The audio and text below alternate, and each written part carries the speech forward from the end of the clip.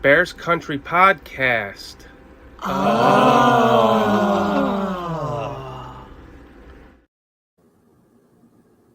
Can somebody please tell me what the fuck just happened yesterday?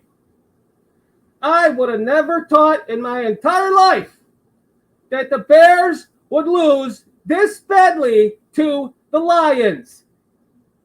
Who else is with me? Am I right on this? We just lost 41-10 to the friggin' Lions, guys.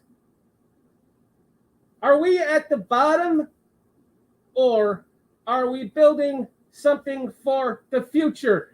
Did everyone give up on this game? Did they just give in? Or was there just too much young talent on the field? And by the way, why the hell was Justin Fields in on the final play of the offense? I would like to know, and I'm sure you guys would too. Let's kick this shit off.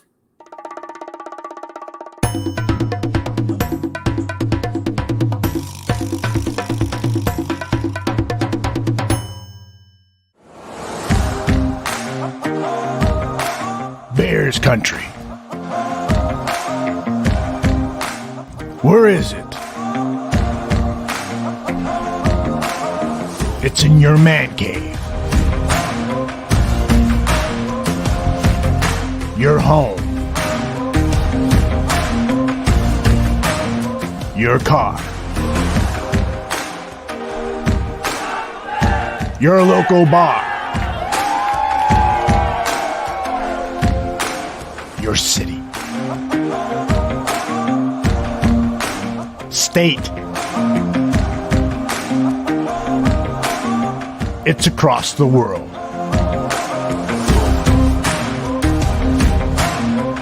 It's in your heart.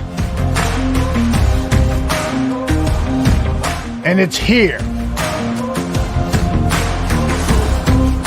The Bears Country Podcast.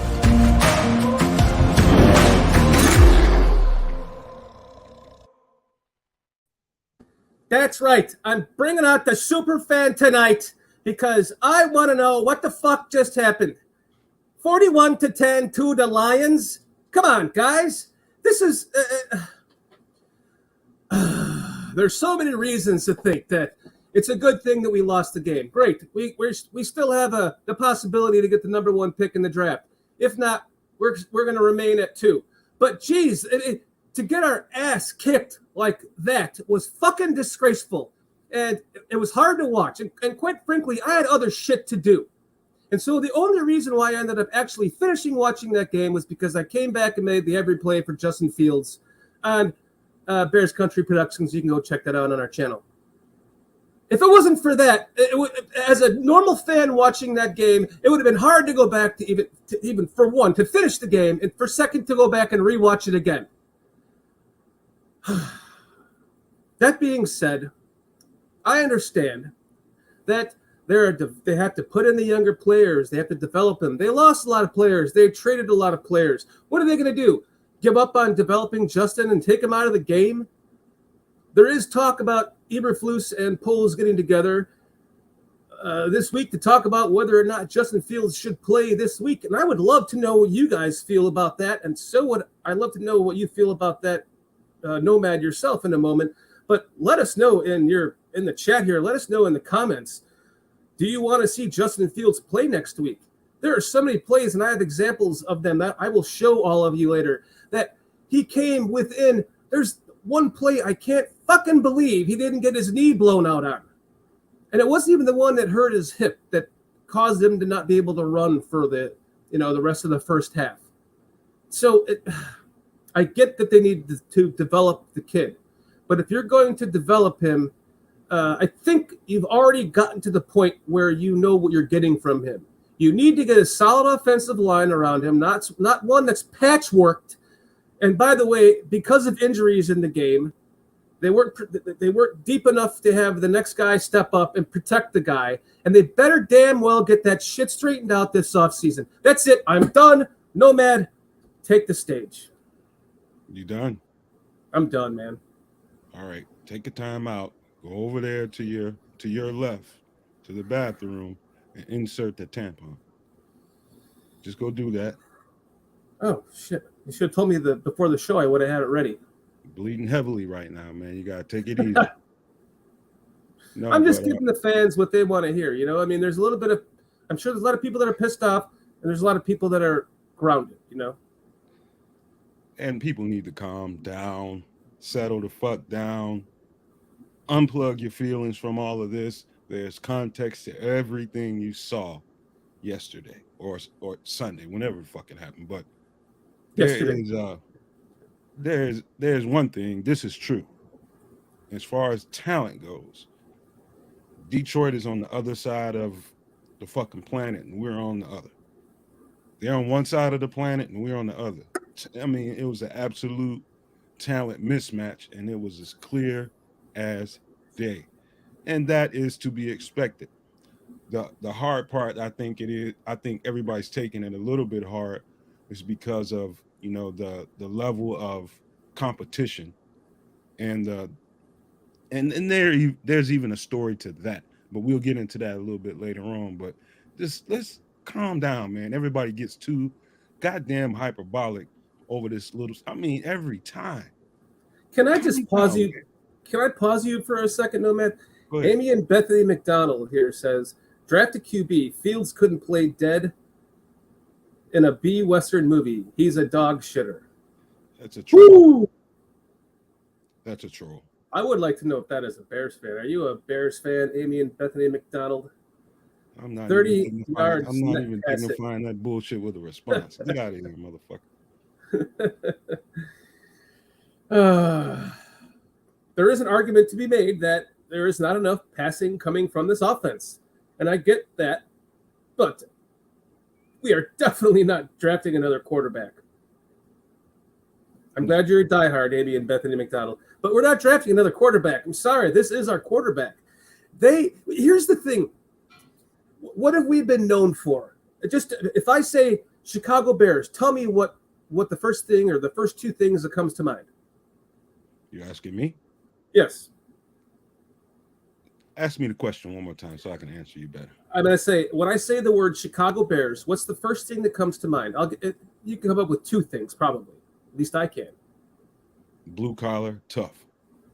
For me, it's defense and running game.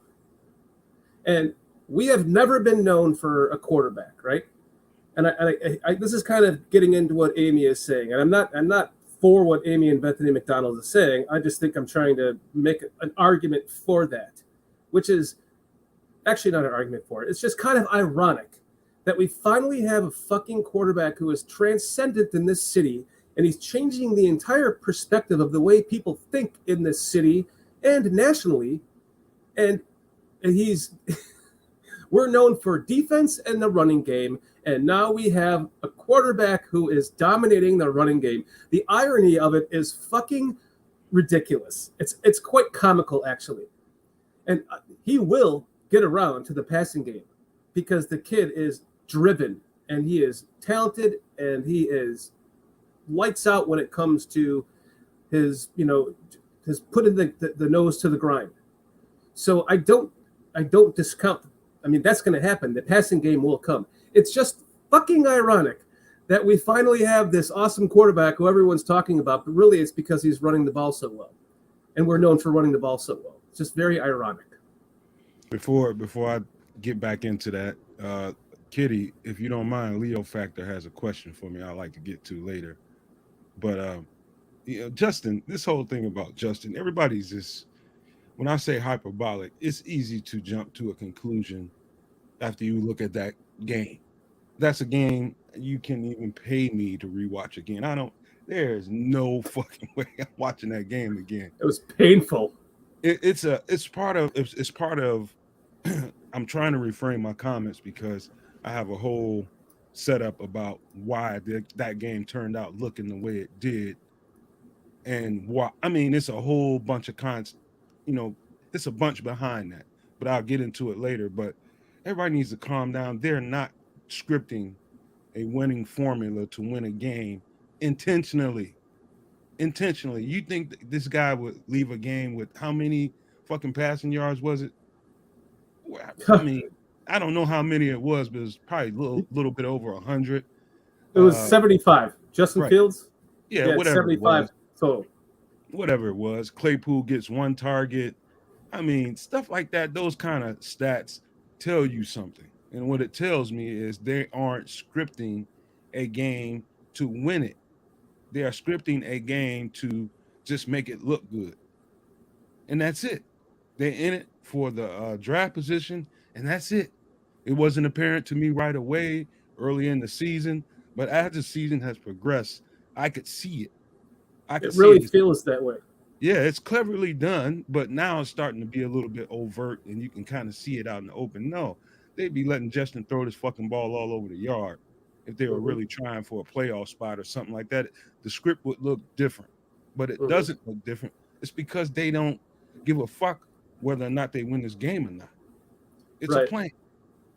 I saw somebody in Twitter mention something like that, that they came out with the opening drive and scored a touchdown and then did shit for the rest of the game, kind of, almost like it was a plan, right? Let's just try to develop the talent on the team and go from there. And if we lose, that's great. If it looks as though they intend, this is probably up until probably game 9 or 10. I think they were really competing for 4 quarters. They were trying.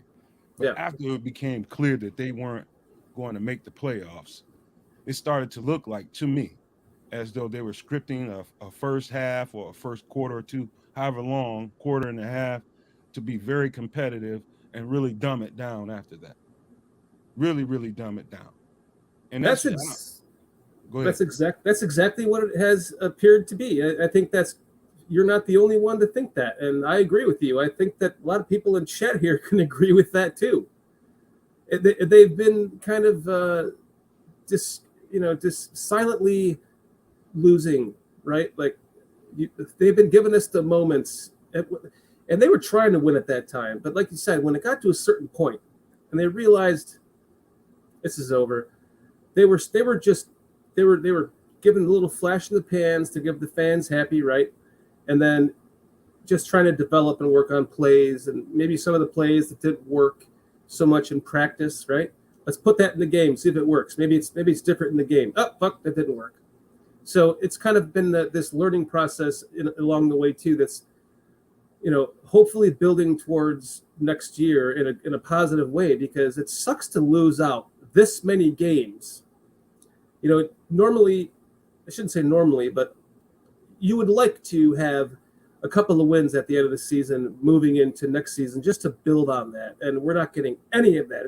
It's getting worse and worse. And this fucking blowout was ridiculous to watch, was painful to watch. And anyone who is sickened by it, I get it. If you didn't watch the whole game like I didn't, I can't blame you. It's hard to sit there and watch the only hope that you have on this team getting hammered. What's worse about it all to me is the regression of the narrative. Now it's back to, okay, is Justin really the guy? Or did we make the right move with Claypool? He hasn't shown me anything. Well, of course he hasn't shown you any fucking thing. He isn't getting the ball thrown to him. The fuck do you mean? The hell you talking about? Talking about we wasted a draft pick. No, you haven't seen anything. The fuck are you talking about? And Justin Fields said it himself. We'll see that in a moment, where he was like, he came onto the team halfway through the season. He's not going to learn it right now. He said, I'm looking forward to the offseason, spending time with him. We're going to work on this together. I like what Elo says. Bears are averaging more points per game this season than they did last year, and more than 2019. That's true. Yesterday didn't help that stat, Aldo. But it goes to show that if they are, after yesterday, it says something. So Claypool and Fields are going to take this offseason, and Mooney, I imagine, and they're all going to work together, and they're going to become a better unit by the time this team takes the field next year. I guarantee that. If they add another receiver to the mix, via the draft. That'll be exciting. By the way, Velus Jones is starting to play better. And it's nice to see that the investment that they made in him is starting to slowly pay off. You know, we all said not to shit on him, and we haven't. And so it's nice to see that he's getting better. Just as a side note, he had a better game yesterday. He had that nice kickoff return. He was in a lot of plays. He had a nice end around. So that's good to see. Now think about this, and I'm talking to you, and I'm talking to everybody in the chat. Anybody, just stop with the feelings for a second and think about this rationally.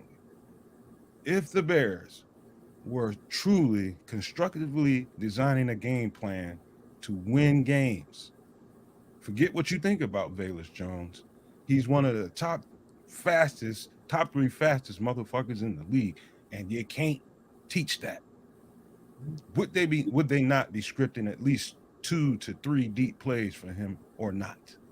You saw that on that kickoff return. Like the kickoff return that he just took it like 5 yards deep and went all the way across the other side of the field. He wasn't even in full speed. He was hauling ass, and he was about to hit full speed, and then he had to slow down and wait for somebody else, and he had to like try to build back to full speed again, and eventually got tackled. But to see that guy actually burn it out is going to be exciting in the future when he does. When they decide that they want to script a game plan involving him and not just to make it look colorful for a competition standpoint and make it look like they're trying to win, you're going to see a whole lot more Velus Jones fucking everywhere on that field when they're trying to win football games. They are not trying to win football games, so you won't see 2, 3, 4 deep shots towards him, because he's going to get at least one of them eventually if you throw that motherfucker to him enough times. But they're not trying to win right now, and everybody's crying about it. Like, get over that shit. They're getting shit together for this offseason. They are going to win in the offseason. This season right now, forget about it. These guys have packed it up. It's time to see some young guys on that roster or some guys that they're working on the side, trying to, build their skill set, like your Samus Reyes or your Terrell Lewis, who they just picked up recently. Mm-hmm. Those are the guys you want to look for. Forget the wins and losses, man. I can't believe people are still wrapped up into that. I know it looked bad, but Jesus Christ, man. Jeez, we're all the way back at the point where they're talking about Justin might not be the guy, or we wasted a draft pick on Chase Claypool. Man, if you guys don't shut the fuck up, Jesus. Mm-hmm. I forgot what I was going to say, so I'm just going to pull up this video here. I kind of want to pull up the Justin Fields interview after the game and just kind of talk about it per question, and because I love the responses that he had. This is Amy and Bethany McDonald. This is the reason why you need to tank your idea of us drafting a quarterback again next year. You want to start all over again for real? Listen, this is a leader that we are going to be relying on in the future, a lot less more for his legs and a lot more for his arm. And just let's kind of talk about this after. So this is going to be playing Nomad, the interview, and we can talk about it, and I can pause it, and we can kind of go over, the points as they go along, right? So let's just kind of do that. Let me pull it in here.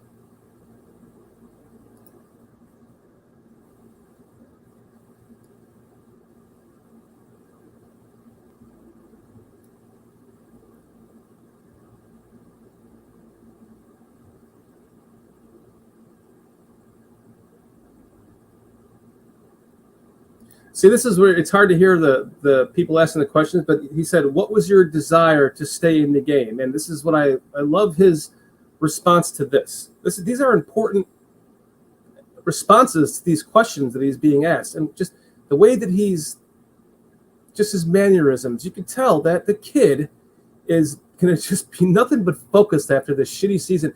This is going to do nothing but make him better. No sound. Oh, I have no sound? Oh, there's no sound. Kitty's coming in here saying there's no sound. Can you not hear that? I didn't hear anything. Well, that frickin' sucks. Let's see. Where am I? You couldn't hear that, huh? No. Let's try it again. Still You can't hear that? No. Well, what the fuck happened there? Chat doesn't hear it either. That's weird. Anyway, his response is that he wants to keep playing. And no matter what the circumstances are, whoever's in the game,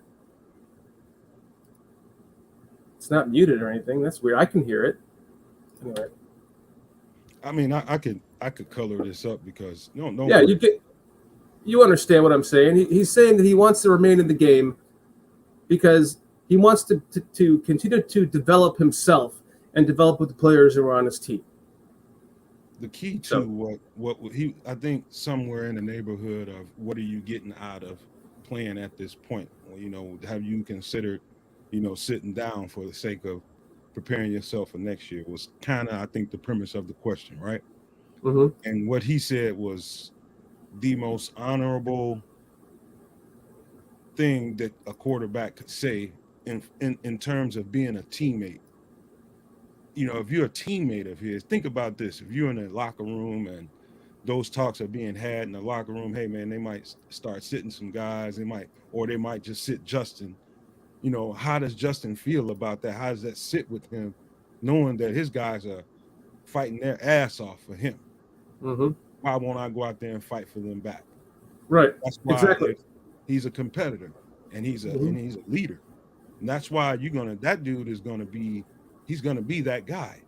And so you as a coach and as a GM have to say, okay, we gotta sit down and really think about this, because we really don't want worst case scenario to happen just because he's that competitive and he wants to fight for his teammates. It's the most noble one. It's the most noble thing that you can hear out of your leader. He just said it up at the podium. I'm fighting for my dudes because I know they're gonna fight for me. That's the shit you want to hear.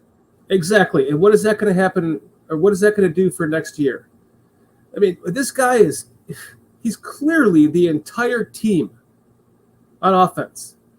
And everyone just backing him and pulling behind him, moving forward with these kind of comments, and just, you know, his maturism and his leadership.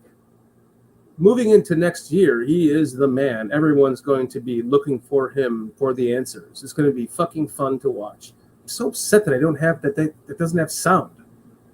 Don't worry about it. I mean, the premise of his comments was to make sure that, hey, I know you guys everybody's got their own opinion about what they think should be happening right now at this point in the season, seeing that it's a lost cause. But I'm going to come up here on this podium, explain to you what's really going on behind the scenes. My dudes are fighting. They're putting it all on the line, and they ain't holding nothing back. I'm going to go fight for them. And that's when you're talking about the framework of a team and establishing a culture and leadership, the kind of stuff that is going to carry weight come next year and the year after that and the year after that, when your leader, when your Don Dada is the dude setting the standard, everybody fucking falls in line after that. Yes, it's a fucking chance that he can get hurt. Absolutely. Nobody wants to see that. Not.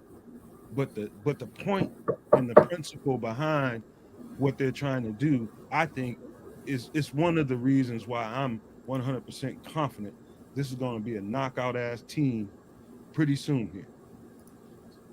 You are correct. I agree with you. I mean, it looks like we need more help on the offensive line going into this offseason. I'm a little bit worried about Tevin Jenkins and that neck thing. Is it a stinger, or is it something that could be a little bit more long term? That's something to worry about. Schofield, ironically, on the injury that Schofield had is where Barroom got bull rushed onto his ass, and I was worried that Justin Fields was going to have his knee or ankle destroyed, and it ended up being Schofield on that play who ankle destroyed. So there's going to, I'm not saying to replace Braxton Jones, but I'm saying there is going to be a great need for an offensive line influx this year, whether it's in free agency or, and in the draft. I think there's a lot of people that think this offensive line is really good, and they've just had, some errors here and there. And there's a lot of people that think this offensive line is atrocious. And then there's numbers that back up both. So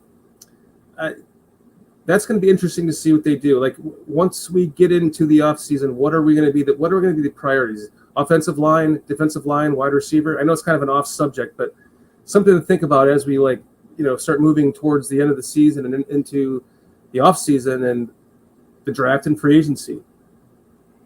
Yeah, before I got a couple of thoughts about the offensive line, but Don Berg, yeah, man, y'all totally dominated. I told you, y'all were way more talented than us. It's hard for me to sit here and look at this game and not give the Detroit Lions their just due. They're a much more talented team than we are, much more. I mean, the level of talent. It's like they have A and B talent, and we're dealing with a lot of C and D. That's apparent. It just was pretty clear. We're a tough team. We're a team that really tries to compete. But at this part of the season, that's going to be part of my conversation in just a few minutes. But yeah, it was just a talent thing, man. It was a talent deficiency like a motherfucker out there. But all over the board, you could see it as the game was going on. You're like, man, they are just thank you, Aldo. They are just trying to see what they have on this team. Let's put the guys out there and see what they can do. I am concerned about our offensive line and Tevin Jenkins in particular. And I don't think it may not be as bad as it appears it is. Like he's had consecutive neck injuries and things like that. Because I know, like when you're hurt in a certain area of your body, you tend to overcompensate and spend almost too much time trying to get that together, and you miss out on other parts of your body developing it strength-wise. Let's just say, like you hurt one of your legs, and you're in the rehab process, and you're trying to get that leg strong again, and sometimes you kind of overlook your other leg, and next thing you know, you got one leg's bigger than the other and shit, looking all weird. But yeah, that kind of shit happens. But there's it's funny, unless you've been in at least a college locker room, you wouldn't know what this piece of machinery looks like. There's a machine where you can strengthen your neck. It's basically like if you went to a set that you can kind of curl, but not a free curl bar, but it's a machine. You just put your weight on what you want it on, you grab the little bar and you just lift the stack and all that kind of shit. There's a piece of equipment where there's a brace that you can kind of put on your head. You kind of lock your head into it and you lift weights with your neck. I think he's just missing that part of his game. I mean, that part of his strength and conditioning, strengthening his neck up for the collision. And so, I mean, I think in the off season, I think he'll notice that. And it's probably whoever is rehabilitating his neck will probably point that out to him. You just got to strengthen your neck up a little bit. And hopefully it's no more than that. That's a very interesting, I never even thought about that. Something like that can strengthen your neck. Oh, yeah. They got everything in a weight room, especially once you get to a college level. Every part of your body, there's a station there with the plan to address it and get it stronger. Ellis says a key thing that can help the Bears' offensive line is Justin Fields getting the ball out faster. He said it in the press conference yesterday. He knows he's not helping his line. That's true, Aldo. That is one thing that he needs to continue to work on is getting the fucking ball out quicker, man. Although he's gonna have to retrain his mind. Justin is deep ball greedy.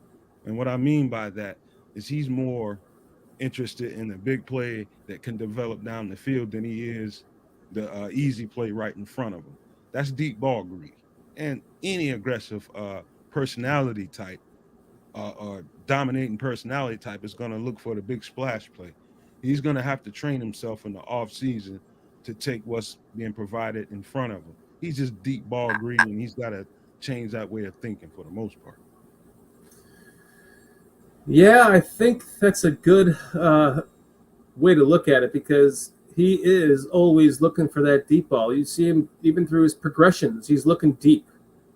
and then he rarely takes the check down because by then he's already looking for a way to run, right?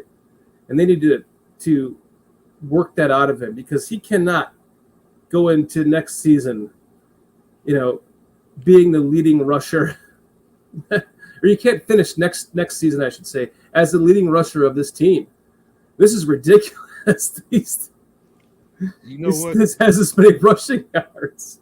I tell you, I know it's pretty much only one game, but there's a pretty consistent through line with Braxton Jones. Braxton Jones is very, very consistent.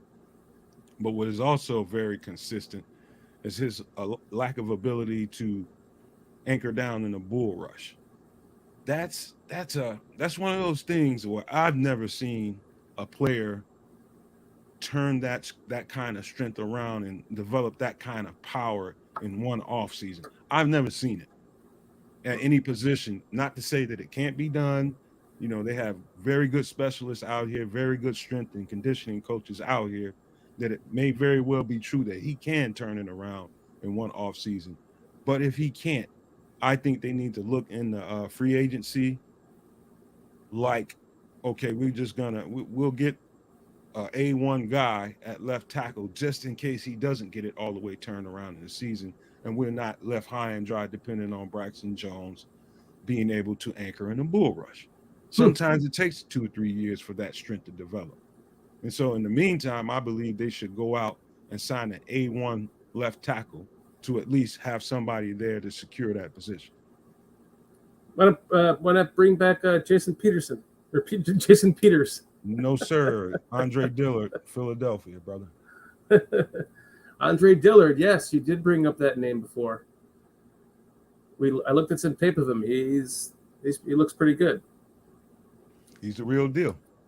I'm not sure if I like those lights behind me. Let's see. The reality is Philadelphia has 2 starting left tackles, and they don't need one.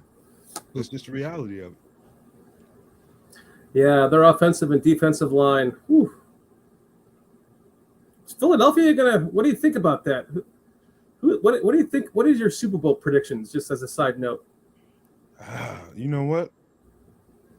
Goddamn Brock Purdy. If he can manage that ship, I like their chances out in San Fran against Mahomes. The first rookie ever to get to a Super Bowl? If he can keep, all he has to do is keep the ship from capsizing. Right. He doesn't have to do anything special. Just steer the course, man. Don't turn the fucking ball over. Don't make no mistakes. And dude, that's no more or less than what Trent Dilfer did for the Baltimore Ravens when they won that Super Bowl. It's just that defense is that ferocious, and they pretty much can carry the team. Aldo saying looks like Braxton Jones might move to right tackle. Whoa, that'd be. Where's Aldo getting that shit from? I don't know. Aldo, sit your ass down. What are you just making up shit? Want to join us, Aldo? We can send you a link. I'd like to hear what the hell you mean by that. He just pulled that right out of his ass. Was it a tweet? He says. He says insider information. Who the fuck is inside? Dan Weirder? Dan Weirder. Yeah, that's his inside guy now, right? You got Dan Weirder on speed dial now, Aldo. No, but seriously, man. This is the context that I kind of was saving. But I'm gonna go ahead, since it's 30 minutes into the show, I'm gonna go ahead and lay this out to guys. And this is just because I know a bunch of people, got friends that have played. Some guys are coaching. I know scouts. I don't know any agents, but I know people who have regular conversations with them. And I'm going to tell you guys what happens this time of year. It's not that they don't, because what happened was some guys laid it down out there against Detroit. They just laid down. And at this part of the season, as much I know they don't disrespect Eberflus. I know everybody on that team respects Eberflus. I've been proving that to be true too many times this year. Anybody that steps to that podium, I can tell respects that guy. And they're not laying down to making him look bad. they're saving their bodies, which is the name of this show. They're saving their bodies because, in the end of the day, guys, this is a goddamn business. And you know what when you're a businessman and you play the game of football, you know what your number one asset is when you play the game of football? Your fucking body. Yep. And you have to protect it because you know what's going on right now? It's a bunch of guys that know for a fact they won't be in this locker room next year. Mm-hmm. They're going to be in somebody else's locker room. Right. And what they need to be is somebody that's willing to, if once the agent gets the call and they get called into a place and people ask them, and the GM asks them, hey, what's this on tape? Hey, you can explain that, hey, you know what? I was dogging it a little bit because I knew I wasn't going to be there and I need to take care of my body. Or you can take care of your body and be fucking healthy going into a free agency and you don't have to answer that question. You'll get a goddamn job in the spring. Mm-hmm. And that's what about the NFL, man. When you get to this point of the season when you're totally out of it and you're getting your ass blown out, you're protecting your body, man. Period. Yeah. We have to take a moment here because, Kitty, I gave you the option here to let me know when I'm fucking up. So just give me the Kitty explodes. Kitty, I think it's about time, though, because I did tell her 30 minutes in. Let's go ahead and run just for everyone that doesn't know, Chris Watts from the Yorkshire, England. I started a GoFundMe for him to bring him here for a Bears game. So, Kitty, let's roll that shit.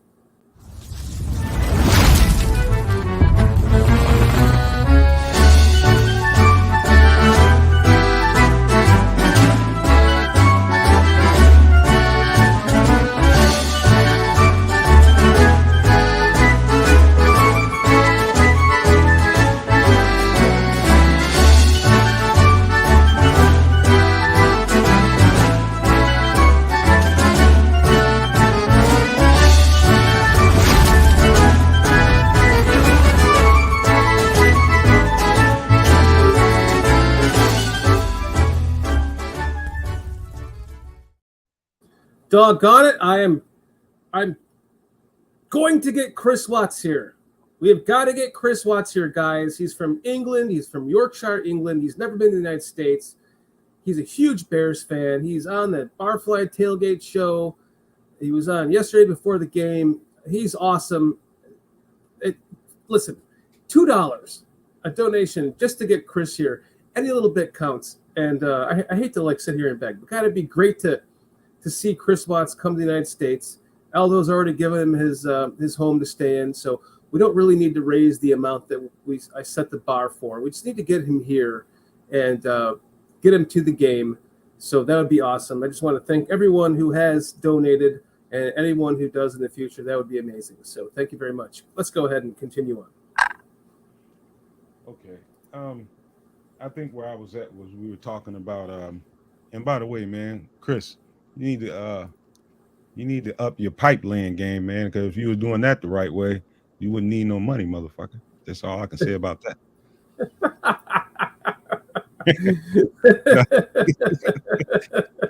No, but hey man, he's in England. Who knows how to make money over there, you know? I mean, hey man, this wasn't even his.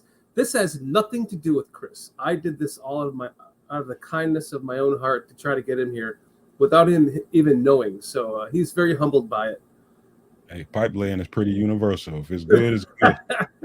He's got the hair, man. Just call him, pick yourself out. Got to fix the rest of that. No, but this stuff, man, you guys, you know what's going on a lot for a lot of these players. They've tuned out mentally. They're worrying about, okay, do I have enough time on my lease to go through the free agency process and not have to move my shit to storage? Right. You know, whatever the agent is telling him, he's lining up places that could be good landing spots for at least a practice squad. I mean, there's all kinds of shit that's going on. Your exit interviews and, you know, making a good impression on your coaches on the way out the door. There's a lot of things going on behind the scenes. What's all those things? Chris brings plenty of those Yorkshire chicks with Cockney accents. Aldo, I sent you a link to your email, so if you want to join us, please do. Yeah. Oh my god. Yeah, but it's more Michael, to the picture than it's more to this picture than we just got our ass kicked and we're a sorry ass team. It's a lot more to it. Right. I mean, there is, people are playing for their futures, and like you said, nobody wants to go packing all their shit up and go move into a different city. They want to remain in the city that they're in, no matter what player you are. It's a lot of work moving, man. I've done it a few times in my life. I don't want to do it again, but I'm going to have to. I know. So, yeah, fuck that. So anyone that's, what we're looking at here in this last game is just people playing for their right to remain on the team next year.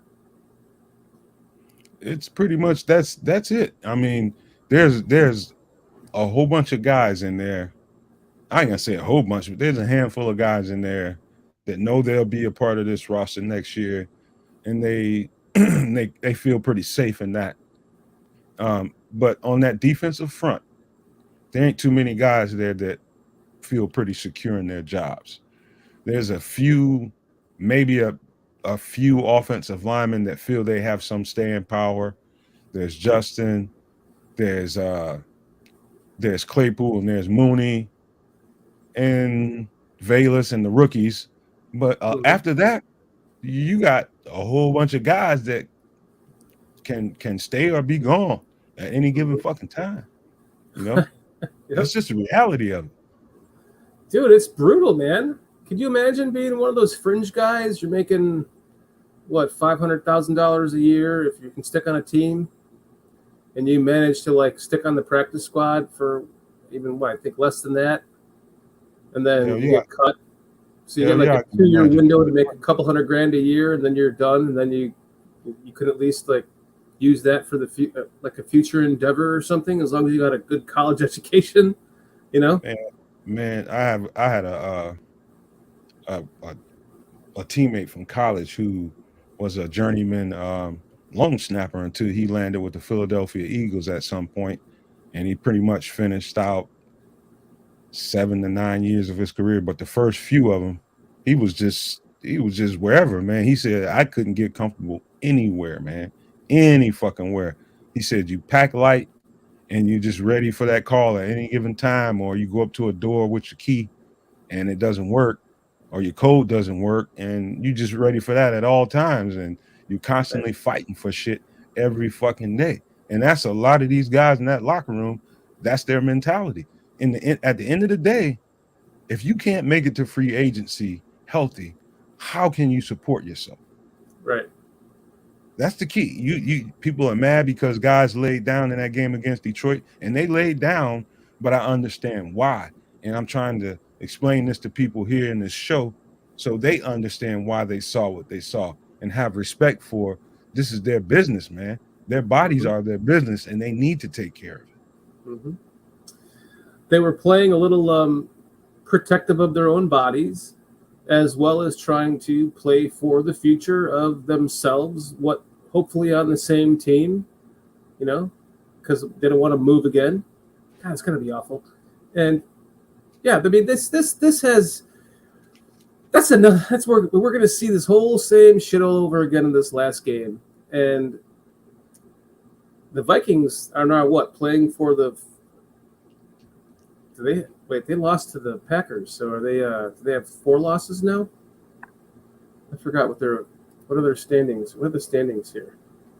So what I'm trying to get at here, are the Vikings going to sit most of their starters next week, or are they playing for something? That's the question. It's hard to know. I don't know what the fuck they're doing. They are clinched for a playoff spot, I do believe. Yeah, but are they playing for the number 1 seed is the question. Oh yeah, I don't know. So let's go to the standings here. So somebody's saying they're playing for home field. Yeah, I can pull this up here. Joe, you know that for sure, or are you just assuming that? Okay, so the Eagles are at 13-3. The Vikings are at 12-4. So what are their conference? 7-4, 8-3. Oh shit! Who do the Eagles play last? That's the next question to this. Because if if the Vikings can beat the Bears and go 8-4 in the conference, and if the Eagles' next game is a conference game and they lose that, then what are they at there then? Their divisions are the same. They're away. I don't know what that comes down to, but shit, are they going to be if the question is, are they going to be playing all their starters in that game? I believe Joe knows what he's talking about. He got it from ESPN. It's a good source that they're playing for home field right now. And yeah, in that case, then they're going to come out with their balls on fire and they're going to be playing.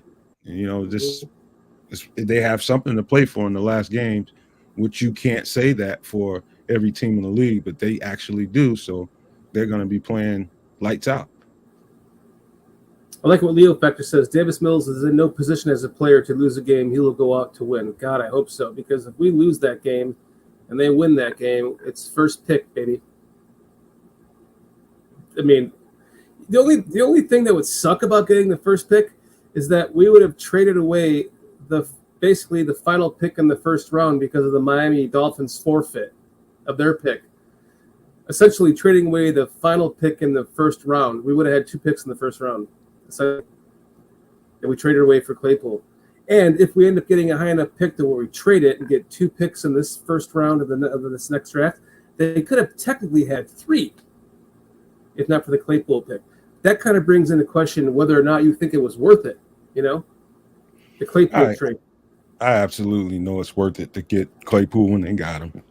Mm-hmm. But at the end of the day, the first and second pick, usually the first pick really determines what happens for the rest of the next 25 or 30 guys that get taken off the board. That first pick usually, but sometimes it matters in that first and second pick. And so either way, I believe we're in an advantageous spot wherever we land at. And the thing is about the draft, and I just wish everybody would broaden their spectrums as far as guys that we could draft outside of fucking Will Anderson and Jalen Carter. God damn, man. If I hear those 2 motherfuckers' name one more goddamn time, I'm gonna run the fuck out of here and jump into a goddamn ocean. God, I'm tired of it. I'm so sick of it, man. Like, God damn, man, like a million motherfuckers in this draft, man. Like, I got a homework assignment for you guys. You want to know? You want to see a quality 3-tech potential? Just ask me, man. I can give you some names, but stop saying those fucking names. Jeez. I was watching the guy on the Illini today in the Cotton Bowl. What is his name? I know who you're talking about. Zajan or something. Newton. Yeah. They've got a couple 3-tech. John Newton. Yeah. You're right. There is a lot of other prospects in this draft besides those 2 fucking guys. Right. And if you watched the championship game, you saw Carter taking off a lot of plays, man. Man, Carter's out of shape, man. Yeah. So he's out of shape. That's he's not a slam dunk. Right. Oh boy, that was funny. Breaking Line just scored again. hey, on a serious tip, I'm talking to Cliff and all those guys in this chat that like to do their homework and like to do a little scouting on the side. You want a 3-tech prospect? Some of you guys may have heard this name. Some of you guys have no idea who I'm talking about.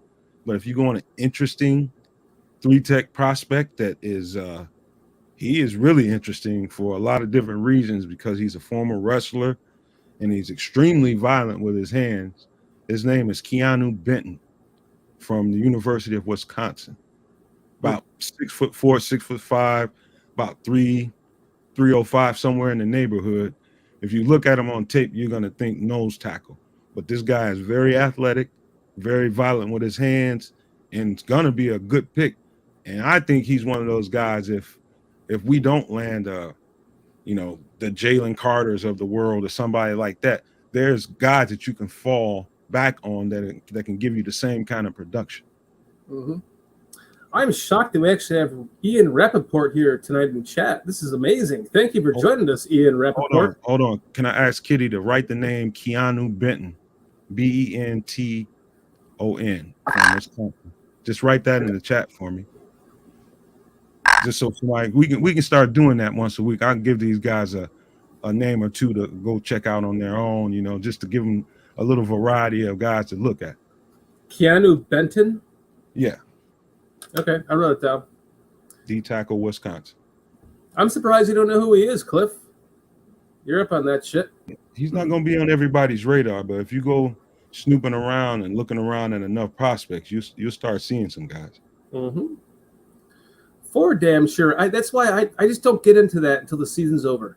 I don't pay any attention to college football during the NFL season because I'm just too much of a Bears fan. I just can't pay attention to anything else. I don't have the fucking attention span. Yeah. So I put it all into the Bears, and when the season is over, then I start really diving in and looking into all these amazing YouTube content creators that put out all this amazing shit on YouTube. I shouldn't say shit. Amazing content of players, and kudos to everyone out there. You know who you are. DeBombs Productions, that's my favorite one. By the way, I didn't get a copyright strike for that. If I did, I think he's okay with it. So that one night that I played his video, things like that. You go to those and I just absorb all that once the season's over, and I get balls deep in it. Then right now I'm too focused on A, the season, and B, a podcast, and C, trying to make my wife not cut off my dick for having this podcast. In my sleep, So when I'll get there, I promise you guys. There are so many. We got so many fans and so many people. It's probably people in this chat right now that they get. I guess sometimes if you constantly get bombarded with certain names and these people, and then we don't land those guys and we don't pick those guys for some reason. People are absolutely crushed. Like, why didn't we do Guy? They didn't pick that guy. And it goes on and on and on, man. And it's so. I want to prove I was the one that was right. Somebody asked me, what do I think?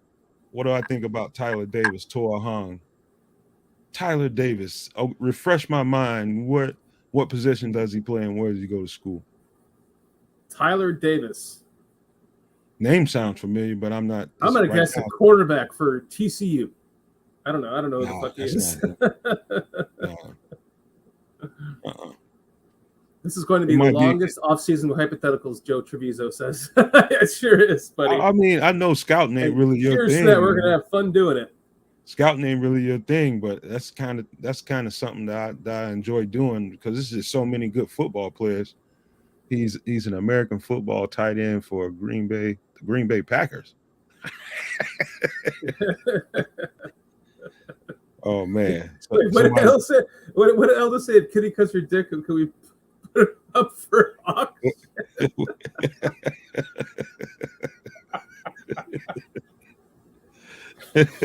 Oh my god! All those high as fuck, man. Oh man, it's gonna be it'll be too heavy to ship. How's that for a comeback, Aldo? Why don't you join us, man? Go get some scotch in you and join us. What are you doing? Slick sophistication, man. I know all about Jervon Dexter. I'm gonna try to get these guys up on him soon. Mm-hmm. We're gonna do some stuff in the off season, man, to get some of these guys up front and in people's, sphere, so people can see other guys that are really talented and they need some consideration too. Right. Yeah, because there's going to be a deep dive in all the players, and we're going to be, stacking up on the boards that we're going to want to, we're going to be talking about looking for the next guy, maybe even undrafted free agents, things like that. So it's going to be a lot of fun. This off season is going to be so much fun. It's going to be so much fun. We, aside from one person in chat who doesn't think we have the quarterback, we have the quarterback, and now it's just about building that, the foundation for that. including the foundation that we built with this new coaching regime. You know something other than being pissed off about the game and Jaquan Brisker's tackling. Jaquan Brisker really pissed me off in that game. He was not pursuing with the right angles, and he was not tackling the way I know he can. But that aside, you know what's more interesting, guys, than anything else going on at the end of this season, going into the offseason, what's more interesting to me, and it should be to you, and I'm going to tell you why, is the situation brewing in Indianapolis. Why? Is because we have so many guys there that Eberflus has so many connections to, namely DeForest Buckner, but a lot of other guys surrounding that defensive football that are potential guys that could be Chicago Bears soon. Like if we got DeForest Buckner somehow, and it's very possible because he has no more guaranteed money on his contract, and that's what these guys play for. He could very well say to the team, if they don't come to him and say, all right, let's resituate your contract to give you more guaranteed money, he could say, okay, yeah, you can do that, man, but I'd rather just go on somewhere else. It's very possible that we can land DeForest Buckner some way, somehow. If we do that, you're talking about the platform for changing this defensive. The scope of this defense starts right there. He's the guy. And if we do that, if we get him before we go into the draft, we're in the draft now at a position of strength. We don't really have to be desperate as far as where we go. We have to have this 3-tech. We don't need that 3-tech right now. It'd be nice if we got one, but we don't need it. How do you land DeForest Buckner? Either in a trade or he asked for his release. This team is getting ready to be, I think, going to be in a rebuild. I think they're going to bring a new regime in. I'm not sure that I'm pretty sure Saturday is not going to be there, but I'm not 100% certain that Ballard's going to be kept on. And if he does, I think he's going to be kept on with the he's going to have to understand that we're going to have to rebuild this team. We're going to have to probably get rid of some heavy contracts and give this coach a chance to bring in some of the guys that he wants. That's the heavy contract. That's DeForest Buckner. Ballard has said on, according to Greg Gabriel, I think, on Gabriel and Eldo, that he's been re-signed to a contract like recently. So Ballard is signed through like 2028 or something like that, or 2026 or something. And guys, a coach or a general manager does not have quite the same stipulations on him as a football player does. They could just look at what's his name, the coach that just got fired out of there, Frank Reich. He's collecting $36 million in the next couple of years. They just decided that it's better for us to cut bait with him and pay him what we owe him than to keep going in the direction that he's taking us. They could feel the same way about Ballard and decide they want to just pay him out. We're going to go with another guy. Let's just say they wanted to bring in Harbaugh or something like that, and Harbaugh is not on the same page with Ballard. If they're determined to bring Harbaugh in and he doesn't want Ballard as his general manager, they will do the same goddamn thing. Cut bait with him, pay him his money on the side. So nobody has a safe job in regards to that. Nobody. Cliff says, how about Leighton Vander Esch? He'd be a nice addition to the linebacker group. I think he's got too many injury issues for me. Yeah, I think I want to stick with the rookie that we have there. I have in my head is Schofield, but Sanborn. Sanborn, I think, is a lock for the middle linebacker position in the future, I would say. Everybody jumps to that conclusion, man. That's not a foregone conclusion. Sanborn is a good linebacker, and it could be a lock at the linebacker spot, but not particularly the middle linebacker. He could be a lock for our next Sam linebacker, and we can go in free agency and grab a guy like Tremaine Edmonds from Buffalo and sign him, and he's dominant.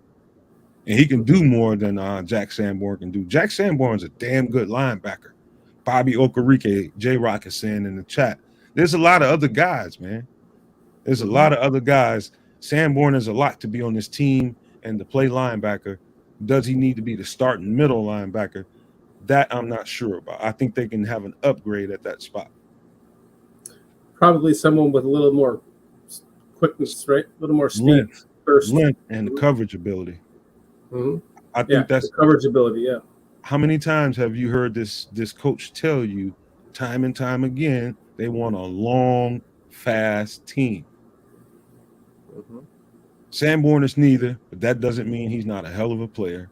I think he makes a hell of a Sam linebacker, and I think they can get longer and faster at the Mike linebacker spot and at the Will linebacker spots, and I think they will do that. I'm 100% certain they will. I have a friend who is screaming for the Bears to fire Eberflus and ditch the 4-3 scheme and go out. He says that Sean Payton already has his entire staff already ready to go. And it would just take maybe offer the Saints a second-round pick. I'm just saying what my buddy said. Offer the Saints our second-round pick for Sean Payton and then just kill this staff and start over again. I laughed at it, but it's just something I wanted to bring up because of the way that fans think. Everyone has their own opinion. You know what I mean? Tell your boy his dope. It got rat piss on it. Something's wrong. Tell us what's wrong with that motherfucker. I know he's buying it from Illinois dispensaries. I hope it doesn't have rat piss. He got some bad dope, man. They fucking him over, man. Got his mind all fucked up. But yeah, well, he's sick of the the hits principle, the whatever you call that, the acronym. He's sick of the acronym kind of thing. He thinks that people that they're adults. They need to be trained as adults, not as children. Because he doesn't know how that translates in a locker room while you're building a culture. That's why he's like, yeah, that shit sounds stupid. And after a while, guys are gonna be like, I don't want to hear that shit. Nope. That shit works when you have your leaders. If you don't have your leaders and the coaches backing them up, and I'm talking about the position coaches in every room, when you have your leaders and your coaches backing them up and insisting that this is our culture, this is our standard, that goes a long way for the guys that are there and the guys that are coming. It's not going to get old.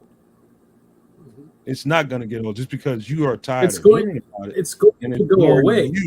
Doesn't mean this shit ain't working for them. It's going to go away eventually because it's only the first year of this. They're talking about the acronym like an exhaustion. But by the time we get into the second and the third year, we're not going to even hear about that anymore. It's going to already be established, and it's going to be the norm, and they will stop talking about it. Look who has joined us. Mr. Aldo Gandia has graced us with his presence tonight. Aldo, how you doing, buddy? Thanks for joining us, man. I'm doing great. You guys gave me an excuse to have a drink, so I'm having a drink and a little puff of my dog walker. Man, your ass will drink to anything. I have. I've licked a lot of asses in my day. When you go down on a chick, do you go in that area and you let the tongue get into the anus area, or you just of course? Okay. Oh, good. My God. You know how many times Kitty said to me, you know how many times you've licked my ass? I'm like, yeah, that's true. I'm like, she'd be like, hand me a spoon with something. She'd be like, oh, this is great ice cream. Oh, man, she'd be like, try it. I'd be like, oh, I need a new spoon. She'd be like, how many times you've licked my ass? Yeah, you're right. That's great. What's going on, Mr. Gandhi? I now have this great visual image, Nomad, of for my next masturbation session. He's spooning it. Oh God. By the way, Aldo, happy anniversary, 15th anniversary to you and your lovely wife, and I hope you got to lick some ass at the end of that evening. Well, in my household, I kiss a lot of ass every day from my wife. Honey, please let me go to Vegas for the East West Shrine Bowl game. I kissed it enough that she granted me permission. So all good. Man, I wish I could That's play a good. part of that content coming out of that Shrine Bowl, man. I wanna know everything I can find out about some of these guys. So, in other words, before you guys, if you could just shoot me some names that you're Sure. seeing on the field in real time, like, hey, Nomad, check this dude out. Go check it. I'm more than happy to go look at him because it could be some guys that are getting past my radar. Yeah, well, I will put that out to you and to everyone else here at the Bears Country Podcast Network and on the Barroom Network. If you want me and Danny Shimon to talk to a specific player who is going to be at the East-West Shrine game, we will have interview possibilities with many of the players, and so hopefully we can find your player, and then we'll ask a couple of questions on your behalf. And this is going to happen that last week in January. Danny and I will be down there. He's got his own room. He and I are not bunking in the same room. I just don't play that game. My wife. Bullshit. Come on. I know you're just putting that out there. You guys are splitting the bill. Come on. Seriously, do you You're have gonna do you have a spoon. You're gonna list of the, spoon. do you have a list of the guys that are going to be there yet? In fact, that's what I was going to say. I'll send you the link from their website that has the complete rosters of all the players. And so Danny, I know, has already started scouting a lot of those guys, and the rest of the team here will do. So, yeah, I'll send you that link. And, in fact, I don't know if you can put links in the chat room, right? I don't think you can. I've never seen a link. But I'll put that up on Twitter at Barroom Network for everyone, and I'll also send it to you guys personally. Awesome. Thank you so much. There's no reason for the off season not to be booming. There's a lot to be covered, a lot of players. It's just a lot of information to pass on to these bear thirsty fans that they could really benefit from, and I'm be more than glad to bring it to them. Awesome. Well, and I'll tell you, I've been doing this a number of years, and some of the off seasons have, for all of us who do this for a business or for fun, it has been some of the most rewarding times because there are no games to talk about anymore. There's no disappointing, depressing losses. And so now, boom, you drive up the creativity. Hey, let's do this. Hey, let's do that. Let's grab an interview with this player. Let's grab an interview. All sorts of really cool things can happen. And so the Bears related content that we'll be driving out, I think with you guys now teaming up with us and so many other guys who are so good at what they do, we're going to pull out some really great fucking content the next 6 months, man. Watch. It's going to be outstanding. I'm excited. I have been secretly planning in my head, and Kitty doesn't know about this, but she's about to know. Going to training camp next year. Kitty is about to explode. I love it. Go to training camp next year. We can pull our camper up there and go stay in. Well, fuck. Actually, no, it's not even in Bourbonnais anymore. So we have to go stay at some family and go by my house. You can stay by my house if I've got room here. Boom. We have two 50-pound dogs. We can't stay at your house with those guys. So we have to. We'll have to. My little dog. I got plenty of family up there. But it'd be nice to go up there and stay for a couple of weeks and then go to training camp and get some live feed from there and stuff. Because it's gonna be an exciting time. As soon as those tickets are available, we should jump on them. Go ahead, brother. I apologize. My bad. I just wanted to add on what you said, although not trying to kiss your ass, but this could be one of the most pivotal. This is the most pivotal off season we've had. Yep. And I can't remember. Yep. Maybe the one of the Lovey off seasons when he first got here, but this is probably the most pivotal off season we've seen in about 20 years at least. Yeah, I'm totally with you on this. This is the kind of off season for Chicago sports fans that you are praying for. Really any sports fan who is around my age, you're really praying that they get this shit together so that you can be alive and coherent when they win the next Super Bowl or title. I mean, I don't want to, if they fuck this up and it takes another 10 years before they finally get back to the Super Bowl, this is going to be me watching the TV. Yeah. It's going, No. I shit again. I know. So this has to happen in the next 5 years. I want this team to climb in 2023 to a super competitive level where teams are afraid to come into Soldier Field because the linebacker Sanborn, the safety Brisker they're gonna knock your heads out. The front four now is totally revamped. We're getting after quarterbacks. They're afraid to step up into the pocket. They're afraid to roll out because they're gonna get killed. And the offense finally can be averaging 28 plus points a game. This era of football could be coming up, and it all starts with this preseason. That is huge, man. And it's not this parity across the league is pretty widespread. It's pretty even across the league, and it's not as hard to attain the talent. It would take you 2 to 3 years in years past to be able to accrue the amount of talent that you need to be really competitive. Not so much anymore. Most teams have more talent than they can deal with. You can only keep 53 men on a roster. I think 68 altogether, including the practice squad. There's so much talent out there, and got teams that are turning over, like probably your Arizonas, your Indianapolises, with all that talent there. You can pretty much turn your roster around pretty goddamn quickly. And I just don't buy that. We need another 2-3 more years. Nah. If you make the right moves now, you can get a pretty good fucking team quickly.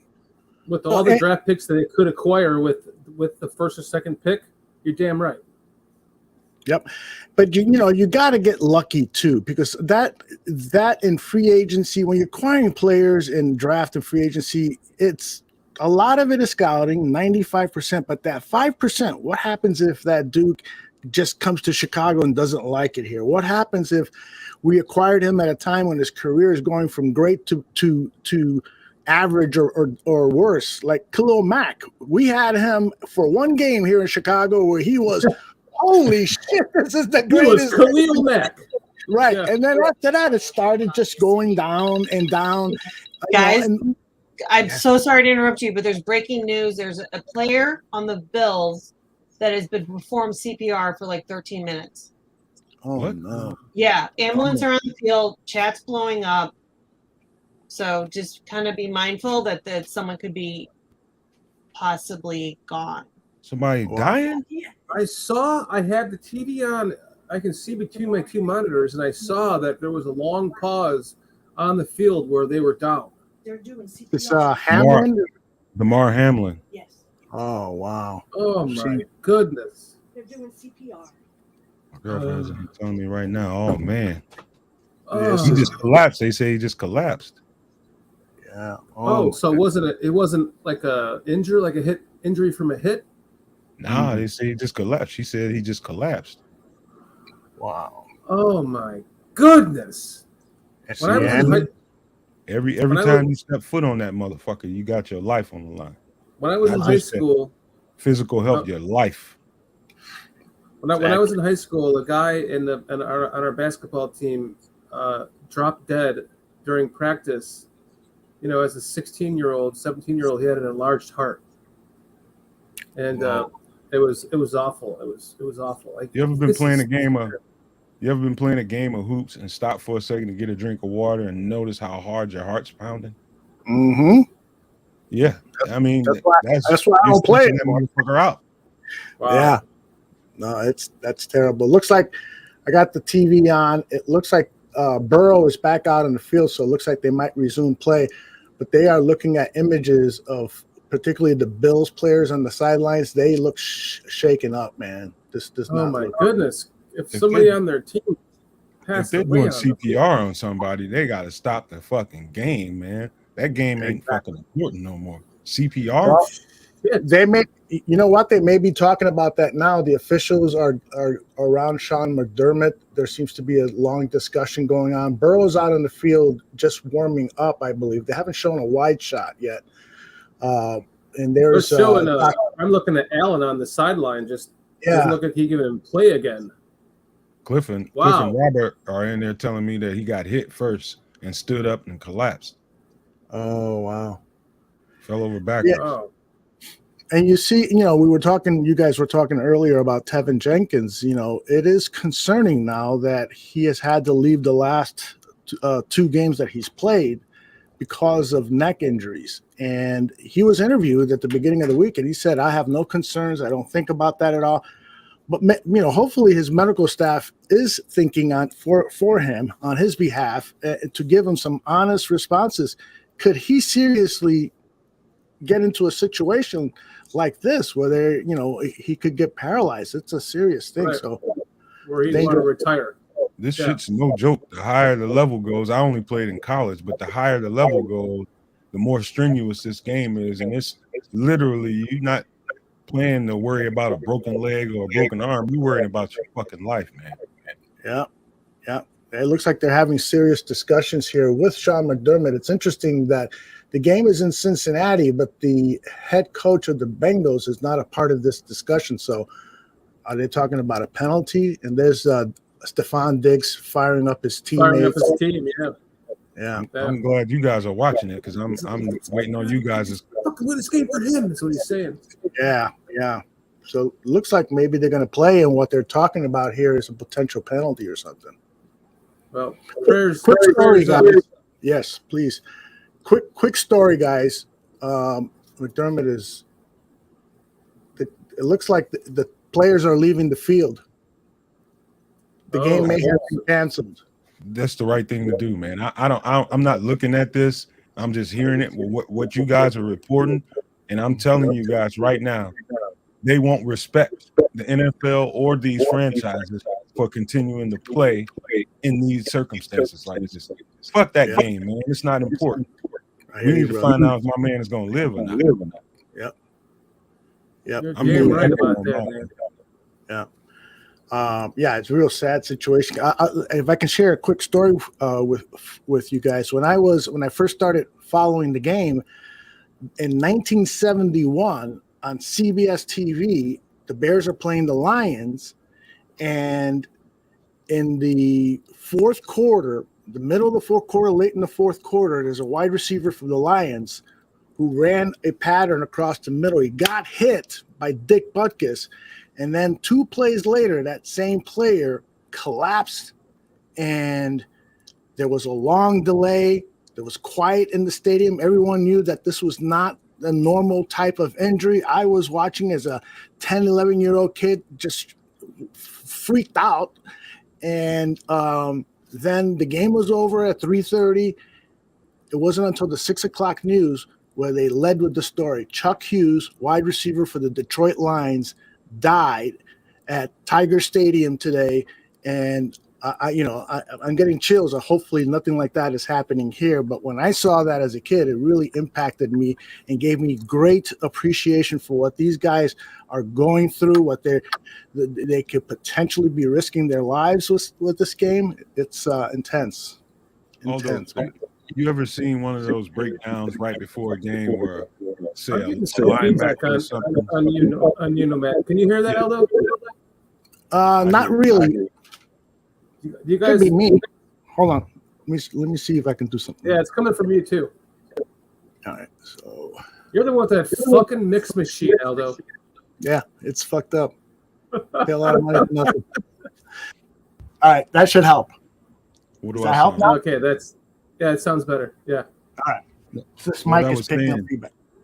When you see those guys like a middle linebacker, let's say a Ray Lewis or someone like that, you see him breaking the team down right before the game, and he's giving that speech, and he's telling them guys, I need you guys to give me everything you got. Put your life on the line if you need to. Until you play this game at a high enough level, you don't understand what he's saying to you. And he's telling you, and we know as a team collectively, we making a decision that we're putting our lives on the line out here for us to be able to win this game. And that's no fucking joking matter. It's real. It looks like they've temporarily suspended the game. I wonder, was he moving? At 5:58 of the first quarter. Was he moving at all? Does anybody know that? I don't know. I would love to. Trying to find Lynn some Hayes highlights. He was. Let's see. Aldo, since sir. you're joining us, I'm going to go take a leak. You guys can handle this for a minute. This is Absolutely. Well, and I think I can share some images that are on Twitter here. So let me do that, Nomad, so you can see, in our followers on this show can see what the scene is like. And again, these are images posted on social media. Let me call this up right here and there. Girlfriend is in All there right. with tears in her eyes, man. Something is bad. Yeah. Can you see this picture? I don't see anything. Okay, let's see. Kitty, if you're there, can you punch up? There you go. Thank you. See it now. So these are the players gathered around. I believe this was after the player was removed from the field. I'm pretty sure. Yes, it's one of the assistant coaches leading the Bills in prayer. Let's see what else we got. There's the scene as the player is being removed from the stadium. The chat is booming. The chat is telling us everything, man. Well, let's see what they got to say. ABC said he was given CPR as soon as possible. He's only 24 years old. Seems like my internet is lagging at times. So hopefully that is now fixed after I did the little thing that I did.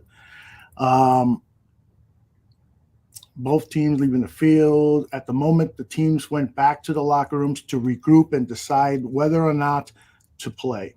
So some long, hard discussions are going to be held there. I would imagine, Nomad, you would know better than me. What do you think is going to be the percentage of players who want to get back out there, win one for their teammate, or as opposed to players who are saying, no, out of respect for the family or whatever, we should not play? What do you think? This is where the really good coaches go to the leadership that they've established in the locker room, and they ask them, what do you think we should do? Should we put guys back out there, or should we just go get dressed up and just wait and see if my guy gets better? That's when you determine whether you got a good coach or a coach that doesn't have any scruples and saying that the game is more important than a guy. Mm-hmm. Just from a distance, I know for a fact they ought not put these guys back on the field. It doesn't hurt anything to temporarily postpone this game and wait for another time to present this game again. You don't do that right now.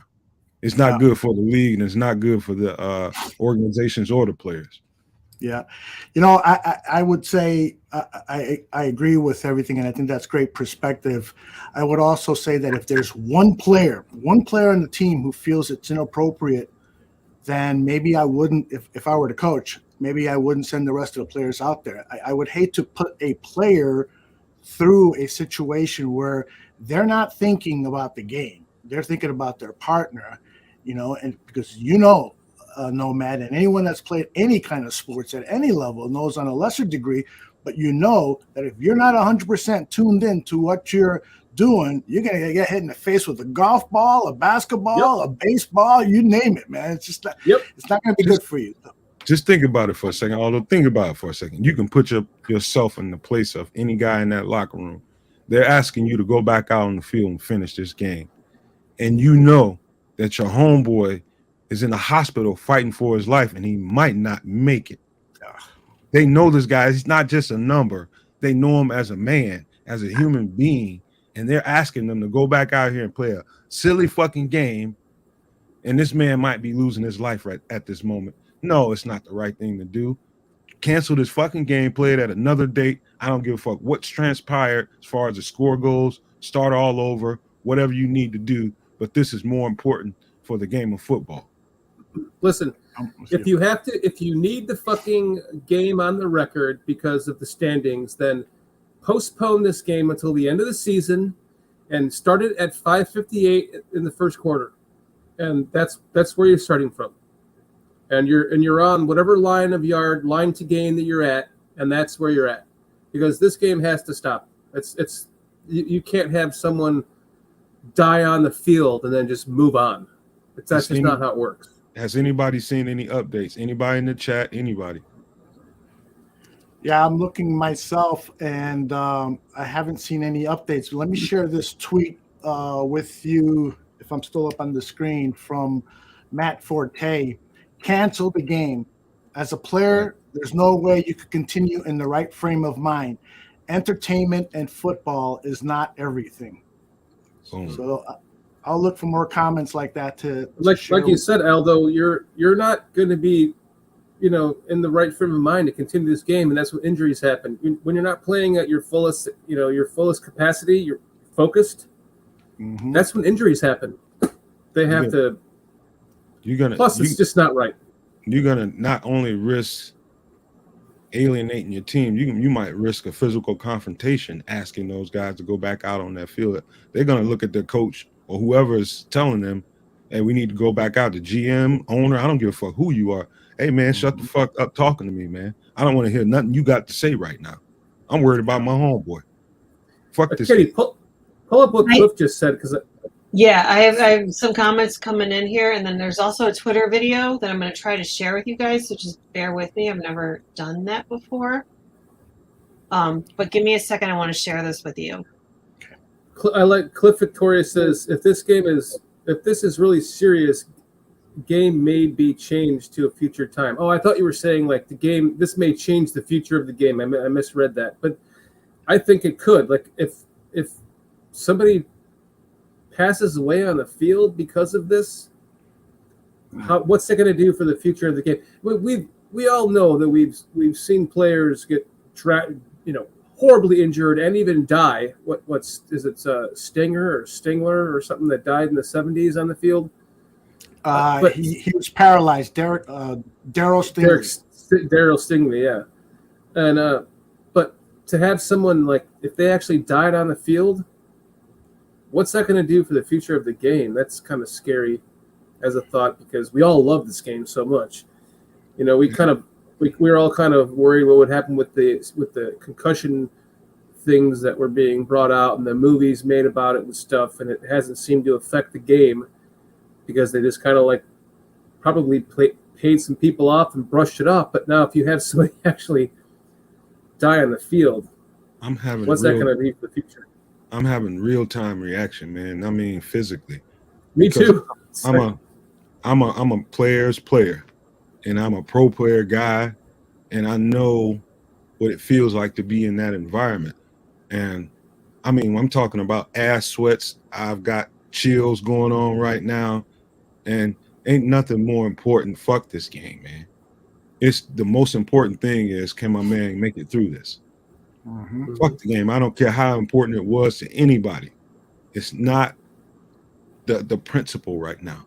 That young man is fighting for his life somewhere. Let's see if there's anything else on Twitter that we can read. Robert Griffin III is tweeted out. He's one of the broadcasters at ESPN. Please don't share the video of the Hamlin play. Share this instead, which is a picture of everybody praying. JJ Watt, the game is not important. Damar Hamlin's life is important. Please be okay. Please. He's hoping and praying. Let's see. LaShawn McCoy, the running back, prayer is powerful. Please play for my pit brother. Tough stuff, man.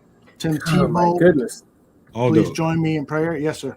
There's a group of people somewhere saying, forget that. It's a game. It's a contact sport. They know what they were getting involved in. We need to finish this. I want to run into you in the street. I want to run into you in the grocery store, in the alley, in your fucking yoga class, and beat your ass. You don't know shit.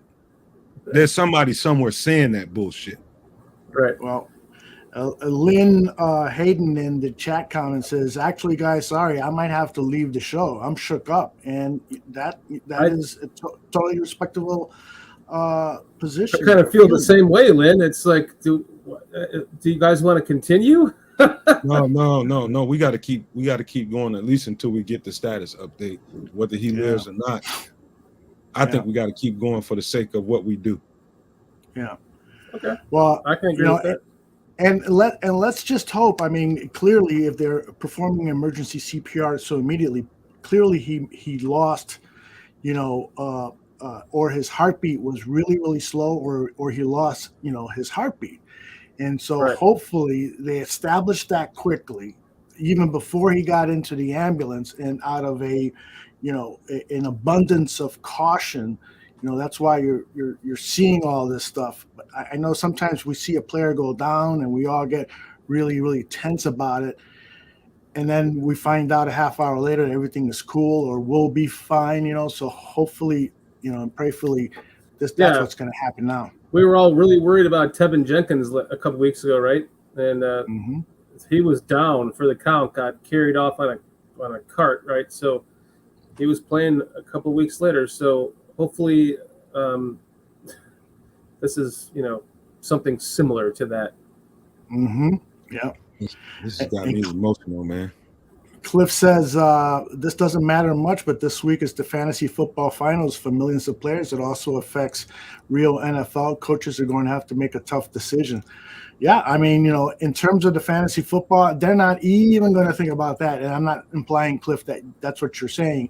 But what they're going to think about first and foremost is player safety, player concern, and doing what's out of respectful for the family. And so I think that's what's going to drive whatever decision they might have to make in these minutes ahead. Just listen to what the players and the former players are saying. They're telling you everything you need to know. Tom Jankowski said there was a player who pull that back up, Kitty. There was a player who passed away during a Bears-Lions game. Where did that go? That was Chuck Hughes. Yeah, that was the story I shared earlier about Chuck Hughes. He was with the Detroit Lions, a wide receiver, and he went down. And for years, I thought it was Dick Butkus that hit him so hard that his heart stopped, but that wasn't the case at all. What happened was that Chuck Hughes had a history of heart problems, and in fact, he was complaining about irregular heartbeat and feeling fatigued for weeks prior to the game. But the Detroit Lions medical staff only made surface looks. They never told him to go see a cardiologist or nothing. They just put the stethoscope there and said, it looks like you're fine. And he went out for 2 games prior to that Bears game, and he was feeling bad. And then on that Bears game, in a November afternoon, that motherfucker passed away right there on the field, man. It was the saddest thing. It shook me. To this day, when I recall the story, I still feel freaked out about it. I bet you do. I like what was that, Kitty? The last couple of chats ago, Omar. The show should continue. Knowing everyone on here is as concerned about the situation is comforting. So, thank you for saying that. Kiss my ass, man. Just kiss. Oh, I read that wrong. Oh yeah, I thought you said kiss my ass. Like, that was a really good. My bad. I'm in my feelings, man. Now I know that they didn't want to. Someone, Aldo, you read a tweet where they didn't want to show. I have the video of where he was hit, but then collapsed, and that's it. We can play it, but it's up to you guys. They're saying the former players are saying don't show the video.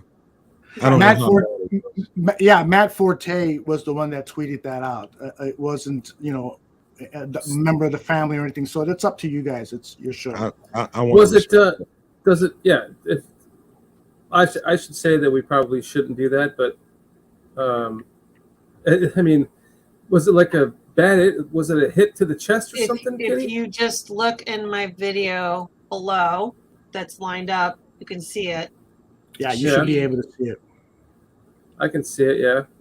I can't really see the let me see. Oh, well, we have a lag here. The only way I can describe it is he got hit, he stood up, and then he fell like a sack of rocks. Oops. Oh God, okay. Well, then let's not show that. Something you want to see that. No, let's not show that. Let's not do that. Out of respect for him and his family, let's not do that. See, Adeptus Serpentis is saying something I needed to hear. He said the CPR would have been there within minutes. Okay. And the ambulance was there quickly working in 9 minutes before packing them up and transporting them out of there.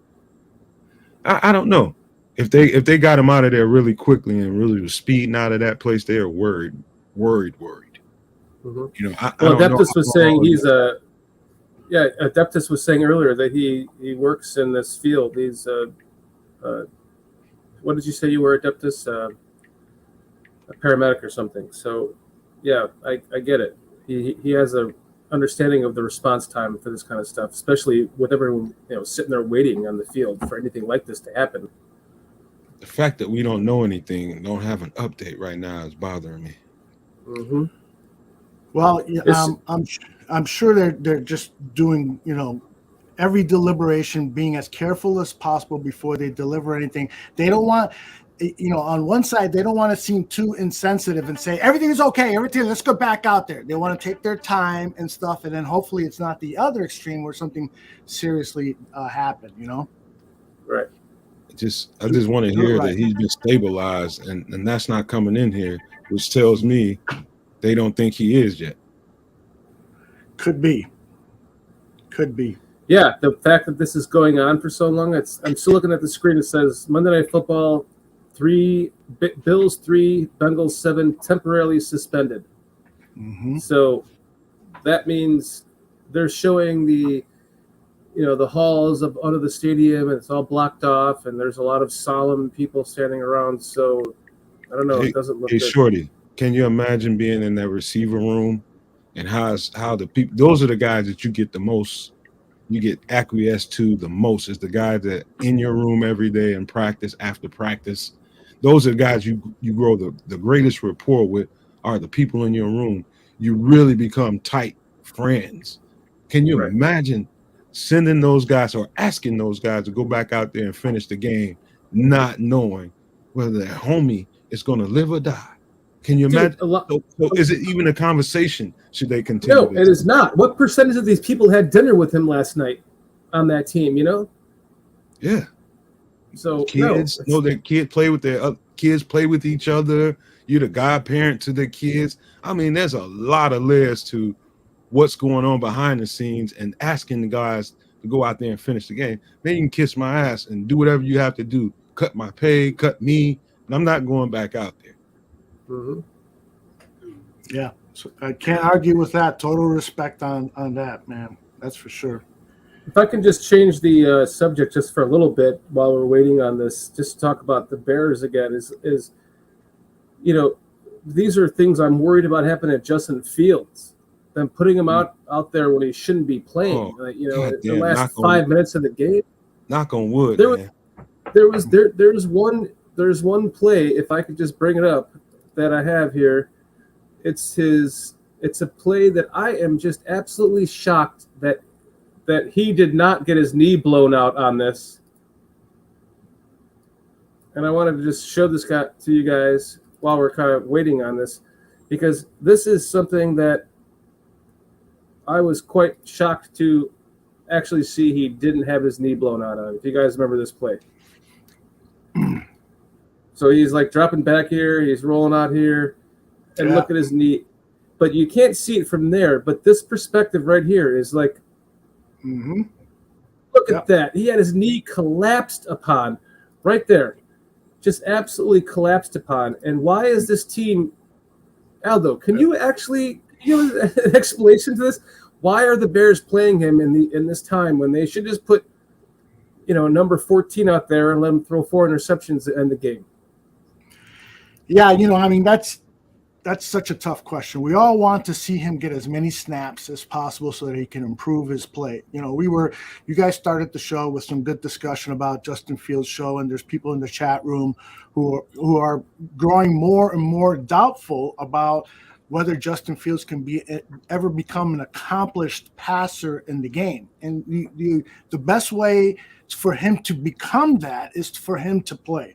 Now, unfortunately, on the other side, you got to weigh that with the fact that he doesn't have skilled players around him that are playmakers, who are probably running bad routes, many of them, and you've got an offensive line that has proven to be unreliable. So you got to weigh those two things. That's why I believe that if you heard Matt Eberflus's press conference today, Justin Fields is probably not going to play on Sunday because of an overabundance of caution. The guy, he looked really effing beat up in Detroit getting up, grimacing. He stopped running after a while. That can't be good. It was because he was trying to protect himself. So you saw some plays where he was like physically just exhausted, and it was in the first quarter. Mm-hmm. So I kind of brought this question up to Kitty today. I was like, he is a vegetarian.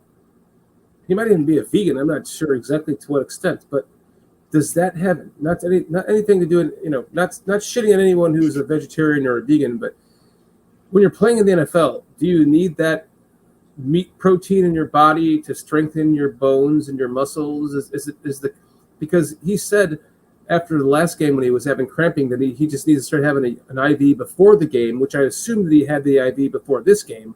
So if he's cramping up after 105 yards in the first quarter, does that have anything to do possibly with his diet? Do you guys think? Go ahead, Nomad. My mind ain't there right now, man. All right, brother. I'm sorry. I'm just trying to take our minds off of this solemn, moment right here because we're still waiting for an answer, and this is still a Bears content, channel. So we're not being insensitive. I'm not trying to be insensitive. I'm just trying to kind of keep our minds on. I don't think Nomad was claiming anyone was being insensitive. Just out of due respect to Nomad, he can't talk right now. To answer your question, I feel like this guy is not doing all of the proper things to hydrate himself, which is why he has been cramping up so much in football games. And so if he does have a vegan diet, and I vaguely remember something like that, Mr. Shorty, I believe that, he should be working with the Bears nutritionist because they have one on staff. Sanders says Brady is a vegan. I think Aaron Rodgers is too, but there is a Bears nutritionist that works with the players, and hopefully Justin Fields is taking the advice of that nutritionist and adhering to it. He looks like he's in phenomenal shape, but I have grown concerned about the cramping. I mean, that's been I think 3 consecutive games, right? Yeah. Yep, it has been. And Jay Sanders, I think TD both said that Tom Brady is a vegan. Oh, no, TD I think says that Justin Fields is vegan, but Jay Sanders says that Tom Brady is a vegan. The TB12 diet is not a vegan diet. Just so you know, Jay Sanders, it consists of, it's basically a keto diet, but he doesn't eat any tomatoes or green peppers or mushrooms because they are a nightshade. So he's basically eating no sugar and absolutely no refined sugar and no refined white flour or carbs or anything like that, like no refined white flour. So I'm not sure how much that makes him a vegan, but I'm just wondering, it's just a question of concern with all of the amount of cramping that he's had in the last few games. Does that have anything to do with the diet? It's just a question I have. Curious. Yeah. Well, that's a great question. I would imagine, though, that if you are, and it sounds to me, Mr. Shorty, that you're much more knowledgeable about this than I am. I eat whatever the fuck is in front of me. But I would imagine that a vegan diet would be rich in water because of the vegetables and stuff have a high water content. So, I think for a guy, he's just a guy who's expending a lot of energy. Right. By the way, I just called up a website here. It says, is Justin Fields vegan? Fields went vegan back in May of 2020 when he was quarantined with his family, and they set out to eat plant-based foods on a 1-month challenge. By the time the month was over, he was like the only one who continued the diet. He says, I really liked the way it made my body feel. And the date on this article, there's no date on the article, so it might have been a while. I remember him saying that in the one of the documentaries that were made about him when he was in college, or I think it was college, because there was so many documentaries, high school and college, and then like college going into the NFL and all that stuff. So I remember that. Aldo, Yes, do you follow Josina Anderson? Yes, I do. Can you look at her? See, sometimes she's pretty quick with the updates, more than people give her credit for. Josina. But she's faster than Adam Sometimes, Schefter or Ian Rappaport. sometimes, man. Yeah, she's got some really good sources in the league. Why am I not finding her? Aldo, I heard you say the other night that you played a lot of sandlot football, just like I did. I played in high school, but I played far more sandlot football games. And I remember as a receiver, I was going out and I jumped as high as I could, like a 30-inch vertical. Mm-hmm. And as I caught the ball, the defender hit me in the legs and took me out, and I fell backwards onto my head, and I saw the stars. Whoa! You ever seen the stars? Yeah. Fuck. Yeah, I fell from like 5 feet down onto my head, and I saw those stars. You know what I mean? You still seeing them, huh? Take off your glasses. Maybe you have to clean your glasses. You still see them? I'm a little bit worried. The fact that there is no update is really disturbing me. Yeah, the fact that they're not talking about it. Here's a report from Joe Daneman from Fox News. I'm told Damar Hamlin has a pulse, but he's not breathing on his own. He's being transported to the USC, and so that's a report that was 10 minutes ago. Oh, they got him on a vent. No, it's not good. That's bad. Yeah, and there was a video accompanying that. And I'm sorry, is that Kitty? Is I hearing Kitty? Oh, that's Patty. Oh, so Hi, Patty. There was.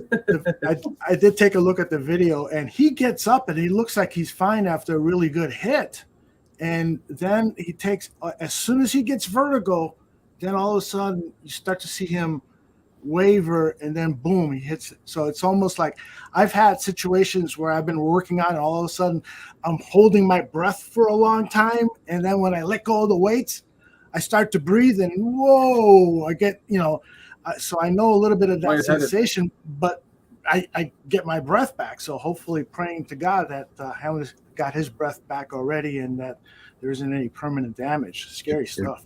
If he's not breathing on his own and is on a ventilator, that is far more worse than what we think, man. It's going to take a miracle for him to be able to do that again. Something is going on with his organs. Mm-hmm. Yep. Ah, gosh. I just wonder what is that going to do for the future? What is this going to do for the future of the NFL? I mean, I think they're going to have like chest padding or something, or they'll answer by doing something, but the game is going to go on, but they'll have some answer, I'm sure. Yeah, the game, it won't impact the future of the game in terms of a revenue source and its popularity. It certainly won't. But I'm sure that what will happen is the players' union will sit down with ownership and start to say, we need to do a better job of checking cardio or whatever the issue was with this incident, to check that, to make sure we're not putting players out there who are in danger of having some kind of an incident. So I'm sure that's what will happen. The players' union is going to do whatever is possible to ensure there being preventative measures, because it appears to me that the emergency response crew was out there very, very quickly, and maybe after some thorough talking about it and stuff, they'll say, hey, we need to have this type of equipment also available on football fields. If they didn't have the paddles or whatever, I don't know what the fuck I'm talking about. But, I'm sure there's going to be some really intense discussions about how can we prevent this from happening again. And it's I'm sorry, man, but it's for me, it's kind of personal, because I had the instinct and the heart and the will to play football and give everything I had from I was old enough to know what the game meant. I mean, probably 4 or 5 years old, I was 100% into it. And it never changed. It never wavered. I have a pretty big size nephew, man. He's probably 12, 13 years old. And there was a time, I mean, he's a big kid and he's physical. But there was a time that he really didn't have a heart to play it. And I think it's still somewhere there in him. And my sister and his father and the family around him kept on, pressuring him. Hey, you need to play your big boy. I'm like, and she called me one time, and I'm just like, as much as I love that boy, And as much as I know he's probably got the body to be able to play this game, probably at a high level, I want to know if it's in his heart. And I talked to him and I looked in his eyes and I told him, I said, you don't have to play. I don't care what your mother says. What your father says, you tell them you don't want to play and you don't have to play. Mm-hmm. And for that year, he set out of football. But I don't know whether he had a second thought about it, whether he felt like he was disappointing his mother or what have you. But he ended up playing the game again, and it's been a couple years since. And I still think that's somewhere in him. And I'm gonna tell him again, if you don't feel like it's in your heart to do this, then you walk away from it. There's somewhere in you instinctually that's telling you this is not for you. Mm-hmm. And you know, a lot of guys and parents need to have those kind of conversations with their children and let them know what you're getting yourself into. You can fucking die. Absolutely die. It doesn't happen often, but it happens. Absolutely. There's a lot of players in the NFL that don't really want to be in the NFL, right? But they are because they have the opportunity to make a lot of money.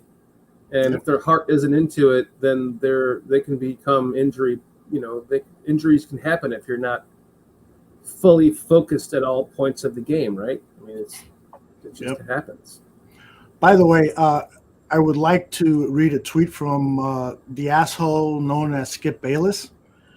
He writes, no doubt the NFL is considering postponing the rest of this game, but how? This late in the season, a game of this magnitude is crucial to the regular season outcome, which suddenly becomes so irrelevant. You know, what an asshole to ask that rhetorical question, but how? You know, there are ways to do the right thing. You know? Shit. On fucking par with the piece of shit that he actually is. Skip Bayless is such a cunt. I'm sorry. Piece of shit. Remind me not. I'm taking his show off fucking record just for that. I loved reading Skip's columns in the Tribune, you know, back in the day. And that guy turned into a fucking serious douchebag, man. Mm-hmm. Fuck him. Yeah. And by the way, I have to say that Cliff has said in chat here, thanks for your professional info, Adeptus and Adeptus Serpentis. Seriously, thank you for your professional info. Indeed. He has said, he said here earlier, having a pulse. Oh, sorry, honey. Put up Adeptus. Having a pulse is critical. Is the critical piece there. If he's intubated, then they will take over his breathing. He'll be given a paralytic and breath for him, and then they will wean him off into the ICU. So, thank you very much for your knowledge on this and letting us giving us an insight as what's going on here, Adeptus. The hashtag call the game is trending on Twitter right now. Cool. And let me see. Let me see if I can share my screen again. Booger McFarland is getting a lot of praise for what he said here. Let me see if I can play this video and you guys can hear it. Stand by. How did you do that? That's impressive. Now it's about one thing: health and safety from there. And I think we need to go ahead and make that call. Let's stop speculating. Everybody's tweeting about it. It's called a game. Let's, NFL, go ahead and call this game and let's move on. All the way around. It is. Agree. Oh, Podfather there, adding shit to just coming in as a guest and adding shit to the show. Good job there, Podfather. What just happened there? He was showing Booger. I seen Booger McFarland. I'm gonna tell you what happened. Aldo just came in here and took over the show as a guest, and somehow got a fucking upload into here of Booger McFarland. No, that was good. I want to hear what he's saying. Booger, you didn't hear it? I had it up. I just walked in. Oh, okay. Let me see if I can put it up again. Booger basically said, let's call this game NFL. Let's not fuck around here. Oh shit. Let me see what did I do with it. I mean, we got Don Byrne here, saying just end the damn game tonight. By the way, Don, he played the go game. Go fucking kick some ass. Go kick some ass, Don. Are you guys hoping that the Lions win against the Packers? Of course. Fuck the Packers, no matter what way you look at them. fuck the Packers inside and out, upside and down, left and right, and whatever other way you can figure it out. Go fucking kick their ass, Don. Come join the show next week after you beat the Packers. Talk about it. I would love to hear you. God damn it. All right, let me play this again for Nomad. Right now, all the way around. America right now is concerned about one thing: the health and safety of this young man. And I think we need to go ahead and make that call. Stop speculating. Everybody's tweeting about it. Call the game. Let's NFL go ahead and call this game and let's move on. There you go. It's easy. Nothing to think about. If you're Roger Goodell, you make that call and you be the Don Dada of the NFL like you're supposed to, and just without anybody having to discuss it. Hey, this is over. We'll figure it out after this. But right now, for the sake of anything worthwhile, good in this world, stop this game, send these guys home, and let's figure out what happened with this young man. Yeah, there was a picture of the Buffalo Bills equipment being loaded, and so while there's no official announcement yet, it appears that the game will be called. Just if we can surmise that by the equipment guys starting to pack stuff up. I didn't mean to laugh when you were saying that. I was just reading in chat. Someone said, I hope the Packers win. Caesar says, I want the Packers to win so they can lose to the Niners in the playoffs. Man, fuck that game. Who's thinking about that? I can certainly understand that brotherhood that Nomad is talking to and having a visceral reaction to. You can hear it in Nomad's voice and stuff. When I was a kid growing up, I was never quite good enough to be the star player and stuff, but everyone thought that I should be the manager. Fucking Aldo, he reads books. Let him be the manager. So I managed a lot of baseball teams, football teams, and I could tell that there was a difference between me and the players because they were the ones out there huffing and puffing and trying to make it work and going through the emotional roller coaster of a game 10 times more amplified than what I was going through in my mind. You know, when you're the manager, you're worried about the decision. Should I call a steal here? Should I bring the infield? You're worried about and trying to focus emotional, not physical. Yeah. Yes. But even the players with the physical and the emotional of what they're going through, I could not. I could try to put myself in their feet, but I could never quite know exactly what they're going through because to me that's an emotion that I've never had the privilege of experiencing in a big time level or anything like that. Even when I managed softball teams that would win a championship at Humboldt Park and we would win a trip to Puerto Rico, so that would get pretty intense, Yeah. But even under those situations where I was hoping with the coaching and in some cases managing, I could not 100% relate to that athlete's mentality of going out there and putting it all on your line. Like Nomad said, you're going out there. Ray Lewis would tell his players, if you have to sacrifice your life, go out there and get it done. That's heavy, man. Although all this time, while all this stuff was transpiring, my phone was in the other room with my girlfriend. Mm-hmm. And my phone was in there lighting the fuck up. I forgot that I didn't have it in front of me. It was lighting the fuck up. And it's my friends that played the game. One of them in particular is a position coach with the Patriots. And that's more than I'm willing to I shouldn't even share that. But he's emotional as fuck right now. Mm-hmm. I want to call him. I'm going to call him after this is all over with. But this is the kind of stuff that, when it's like you said, it's deep and it's really deep. I can't express that well enough.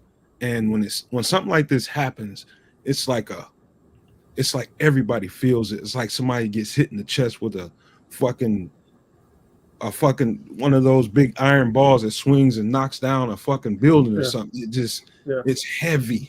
Wrecking ball, yeah. Yeah. I mean, it's heavy, and I know he's got a lot on his mind. He don't really call me that often, but man, and he's not the only one. My phone's in there lighting the fuck up, man. Mm-hmm. Here's another tweet from the sponsor of the Mike North's early bird special, David Spada, he's a personal injury attorney, and he's tweeted out, Roger Goodell, NFL commissioner, should have called the game off immediately. No player could be expected to have a head in the game after seeing a fellow player get CPR on the field. This is David Spada. He probably is, going to get some business out of after that very thoughtful tweet. I'm with you. I don't understand why this is taking so long. They could clearly have, a meeting saying, let's call off the game immediately, and now let's start talking about how we're going to reschedule this. Should everybody stay in town and we play it first thing in the morning, or what? And that's an intense discussion, but perhaps the easiest discussion is call off the fucking game. Come on now. If you have to postpone the Super Bowl by 1 week to play this game, then so fucking be it. Mm-hmm. They're in the chat. They're saying it's official. The game is suspended. You all said it. The equipment managers are packing it up. That should have. I mean, They're all praying on the field right now. We're being all overly opinionated, and everybody has their own viewpoint about. Sure. And I apologize to anybody in the chat that I might have offended by saying anything I might have said that might have been offensive as far as what you think about whether the game should be going on or not. I feel strongly that it shouldn't, and I have my reasons for that. And it is personal for me. So I apologize if I offended anybody in the chat, but it's deep for me. And I apologize to you. No apologizing necessary, Nomad. I mean, when you play the game on a level like you have played, you understand it even more than on a level like someone like even or I should say Aldo and I have played. I don't know if you played high school football, but I did, Aldo, and I played a lot of sandlot football with no pads or helmet on, which I've got far more injured on in any game than I ever did in pads. Mm-hmm. So, I mean, from coming from your perspective of someone who's played at a much higher level, we both feel your emotion. We can understand it. Yeah, for sure. I used to, just like you, Dan, in the neighborhood, go to the Humboldt Park, play tackle football, no gear, couldn't afford gear, and right. There might be one guy that showed up with a shoulder pad, like on one shoulder, and a fucking helmet with no face mask and stuff. But yeah, we were playing tackle body to body, and every once in a while we get paired up against a team of guys who had played tackle football. And I'll never forget being hit by those guys. Like, oh my God. Someone is saying in the chat that, T. Higgins is the guy that hit him. And maybe T. Higgins might be going through some shit right now. Fucking hey. He shouldn't be, but because he was just playing the game. But you got to imagine what that might feel like for him if this guy. Human being, man. Of course he's going to go through that, right, Nomad? I mean, if he was the one that made this whole thing happen, I mean, that's the other element you have to think about when postponing this game or whatever they're doing with it is that, the other end of it, the person that was involved in that, how can you possibly continue this game from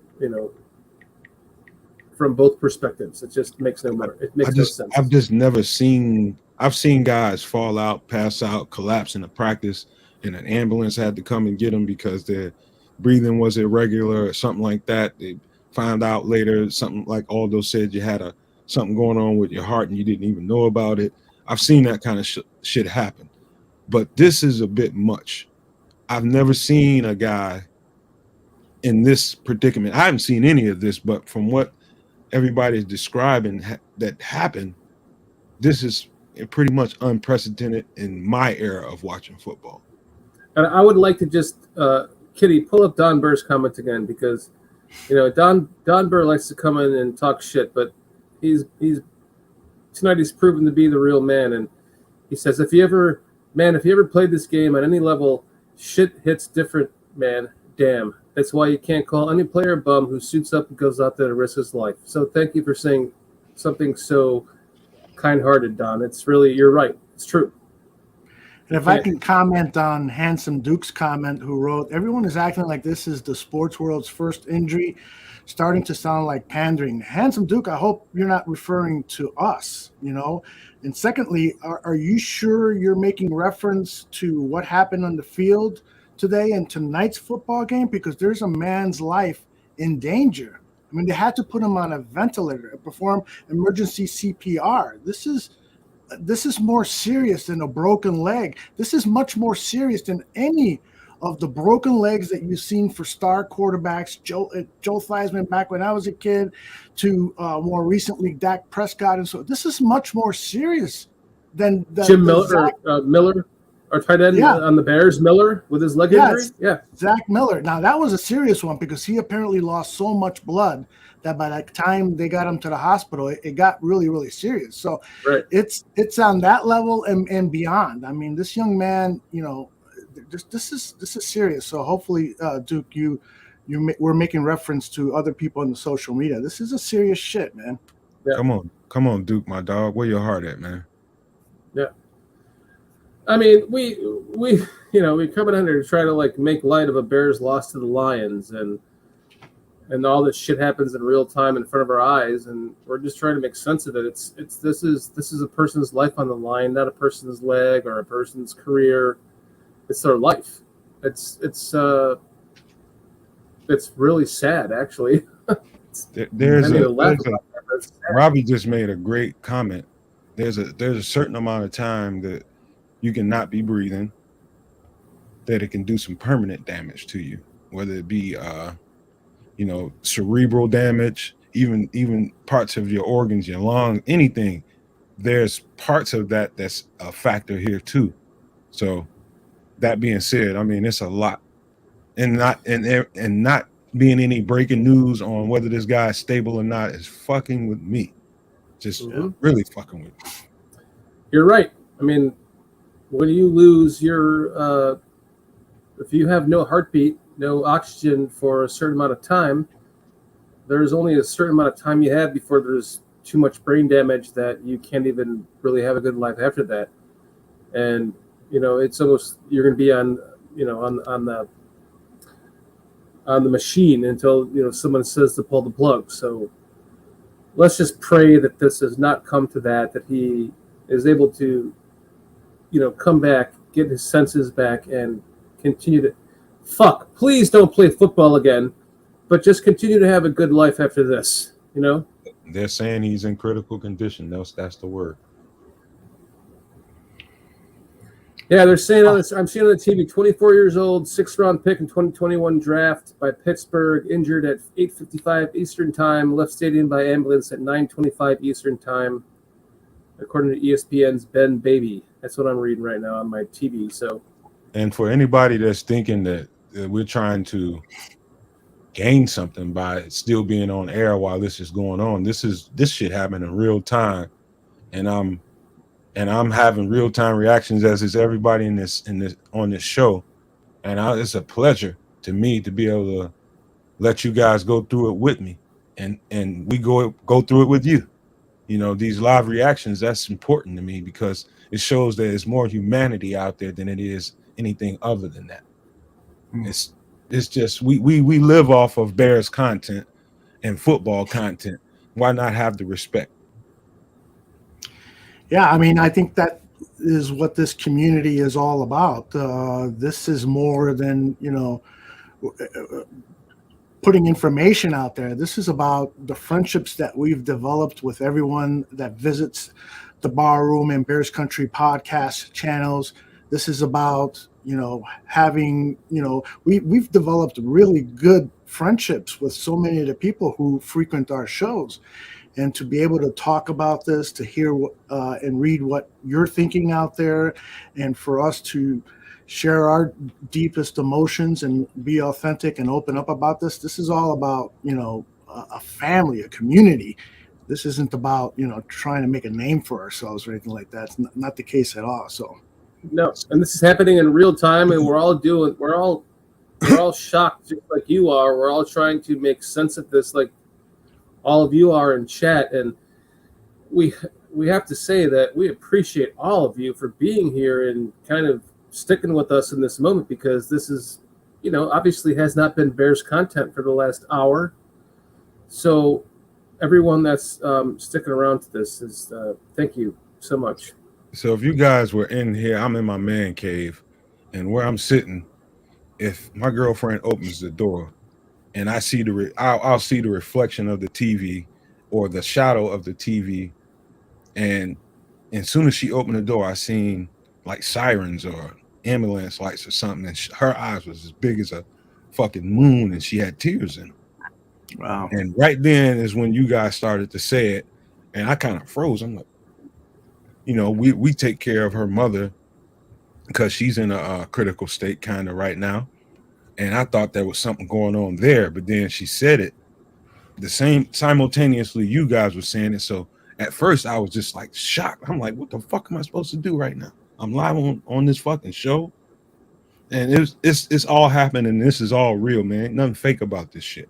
This is real shit going on right here. Indeed. And so it looks like they've suspended the game. So Yes. that means they will have to replay it. I'm seeing Josh Allen crying. I mean, Yep. it's pretty big. If they can't do the game, I mean, what would happen? I don't know what the standings would be, but if they just said this is a wash of a game, what would the standings be? Would it make a damn difference between these two teams? I mean, they're both. Well, I think it's handled as a tie, but they are going to play this game. I wouldn't at all be surprised if they were to play it tomorrow night. I know it's not going to be. I say that knowing that I could be totally off on this, but they're going to try to get this, particularly if everything is all right with Hamlin, which I'm going to look at this more optimistically.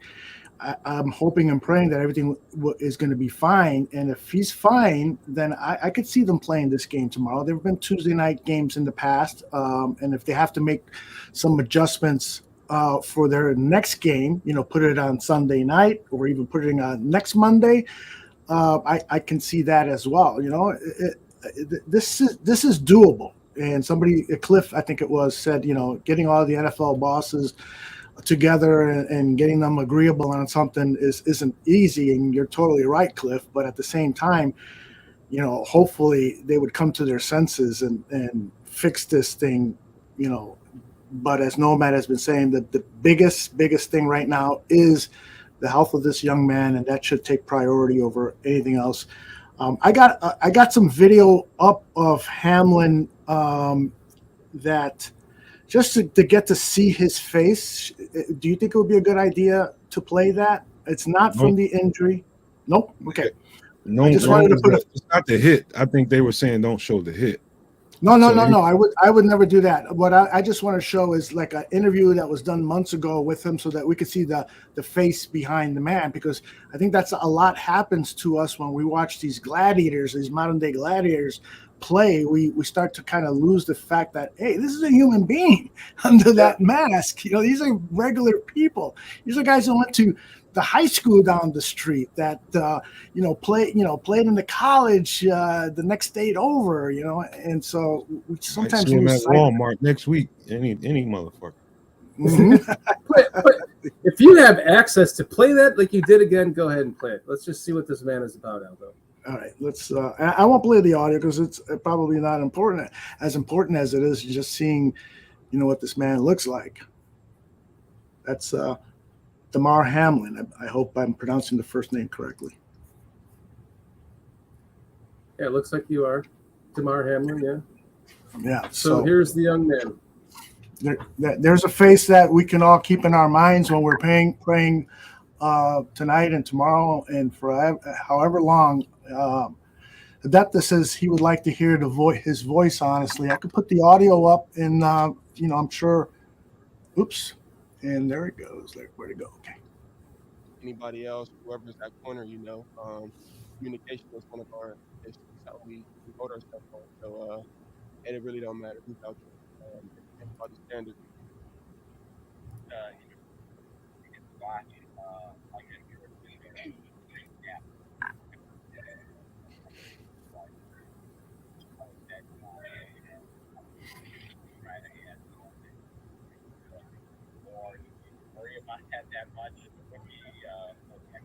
Yeah. So like when I first came in last year, it was pretty hard. Kind of like I was in the process to kind of just know what I had to do, and then just trying to disguise what I had to do and do what I had to do was a tough task. But this second time around, I'm feeling more comfortable in it all, and I feel like I'm right where I need to be. But just going back, watching Jordan and Micah, just watching how they do it, learning how they do it, definitely helped me out on how to put it together myself. So that is Damar Hamlin. Get a little taste of what he sounds like, what he looks like. He is 24 years old, born in 1998. Was a 6th-round draft pick in the 2021 draft. Pittsburgh drafted him, right? Correct.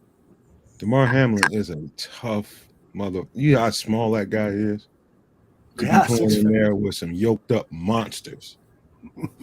I mean, these guys are yoked up. Look how small that guy is. You know he's got a heart big as a fucking mountain. You don't even have to be that small and to be able to play that game and be as physical as I know he has to be. That dude is heart biggest. And so if there's any chance he survives this, it's because of what that ticker he's got inside of him. Yeah, man. We're praying for you, Damar. We're praying for you. Yeah, indeed. The NFL statement says tonight's Bills-Bengals game has been postponed after Buffalo Bills' Damar Hamlin collapse.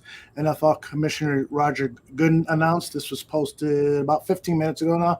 Hamlin received immediate medical attention on the field by the team and independent medical staff and local paramedics. He was then transported to a local hospital where he is in critical condition. Our thoughts are with Damar and the Buffalo Bills. We will provide more information as it becomes available. The NFL has been in constant communication with the NFL Players Association, which is in agreement with postponing the game. That's the NFL's statement from their PR department. Ravi is saying the sideline reporter is in tears right now. Yeah. The Monday night reporter, forgetting her name, but yeah, she's definitely in tears. She is right now. in tears, yeah, for sure. I'm watching it too. Leo Factor says Fox Sports should release Skip Bayless tonight. I agree, Leo. Fuck that dude. Fire him.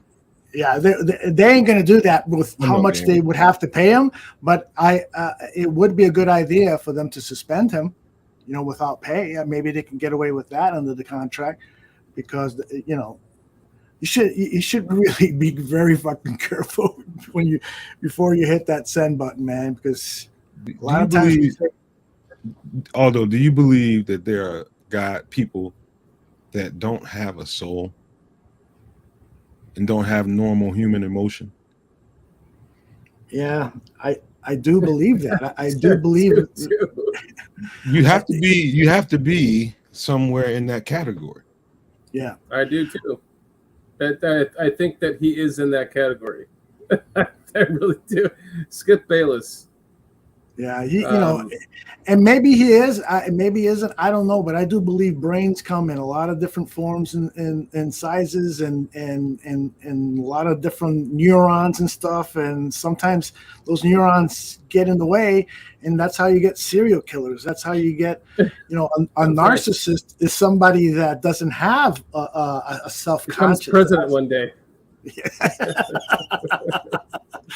You can interpret that as you want, chat room. Some people are going to say Obama, some people Trump. I mean, there are a lot of people with heavy wagers and shit out there that, that being said, there's a world out there that exists that's out there. That's a part of our culture and our society. Yep. That being said, who cares? Mm-hmm. I mean, you bet your whole farm and your whole existence on this game. How many people done that? You know what I mean? Right. So I mean, I don't. That argument, a game versus a man's life, who's got a family and whatever else he's got going on, man. Miss me with all of that shit. I'm not interested in hearing it. 6th round draft pick, trying to make it in the NFL. Man, it's you're lucky to get there, right? Putting everything lucky to get there. You were drafted. Yeah. How big is that dude? That dude can't be no more than about 180 pounds. No, he's actually 200 pounds, 6 foot tall. So he's Really? got some strength behind him, according to ESPN stats. Yes. Wow. So he's about your size, Nomad. I think you might be. Are you confusing him with the Denver guy whose last name is Hamler? Spelled I might be, different? man, because that's a pretty dinky dude. I might be. Yeah, the guy who he's like a scat back specialty gadget wide receiver with the Broncos. Yeah. He's about 5'9", 5'10", super fast, super athletic. I got them confused too. That's why I think you're exactly right. Although I think that it was exactly who I was thinking about. Yeah.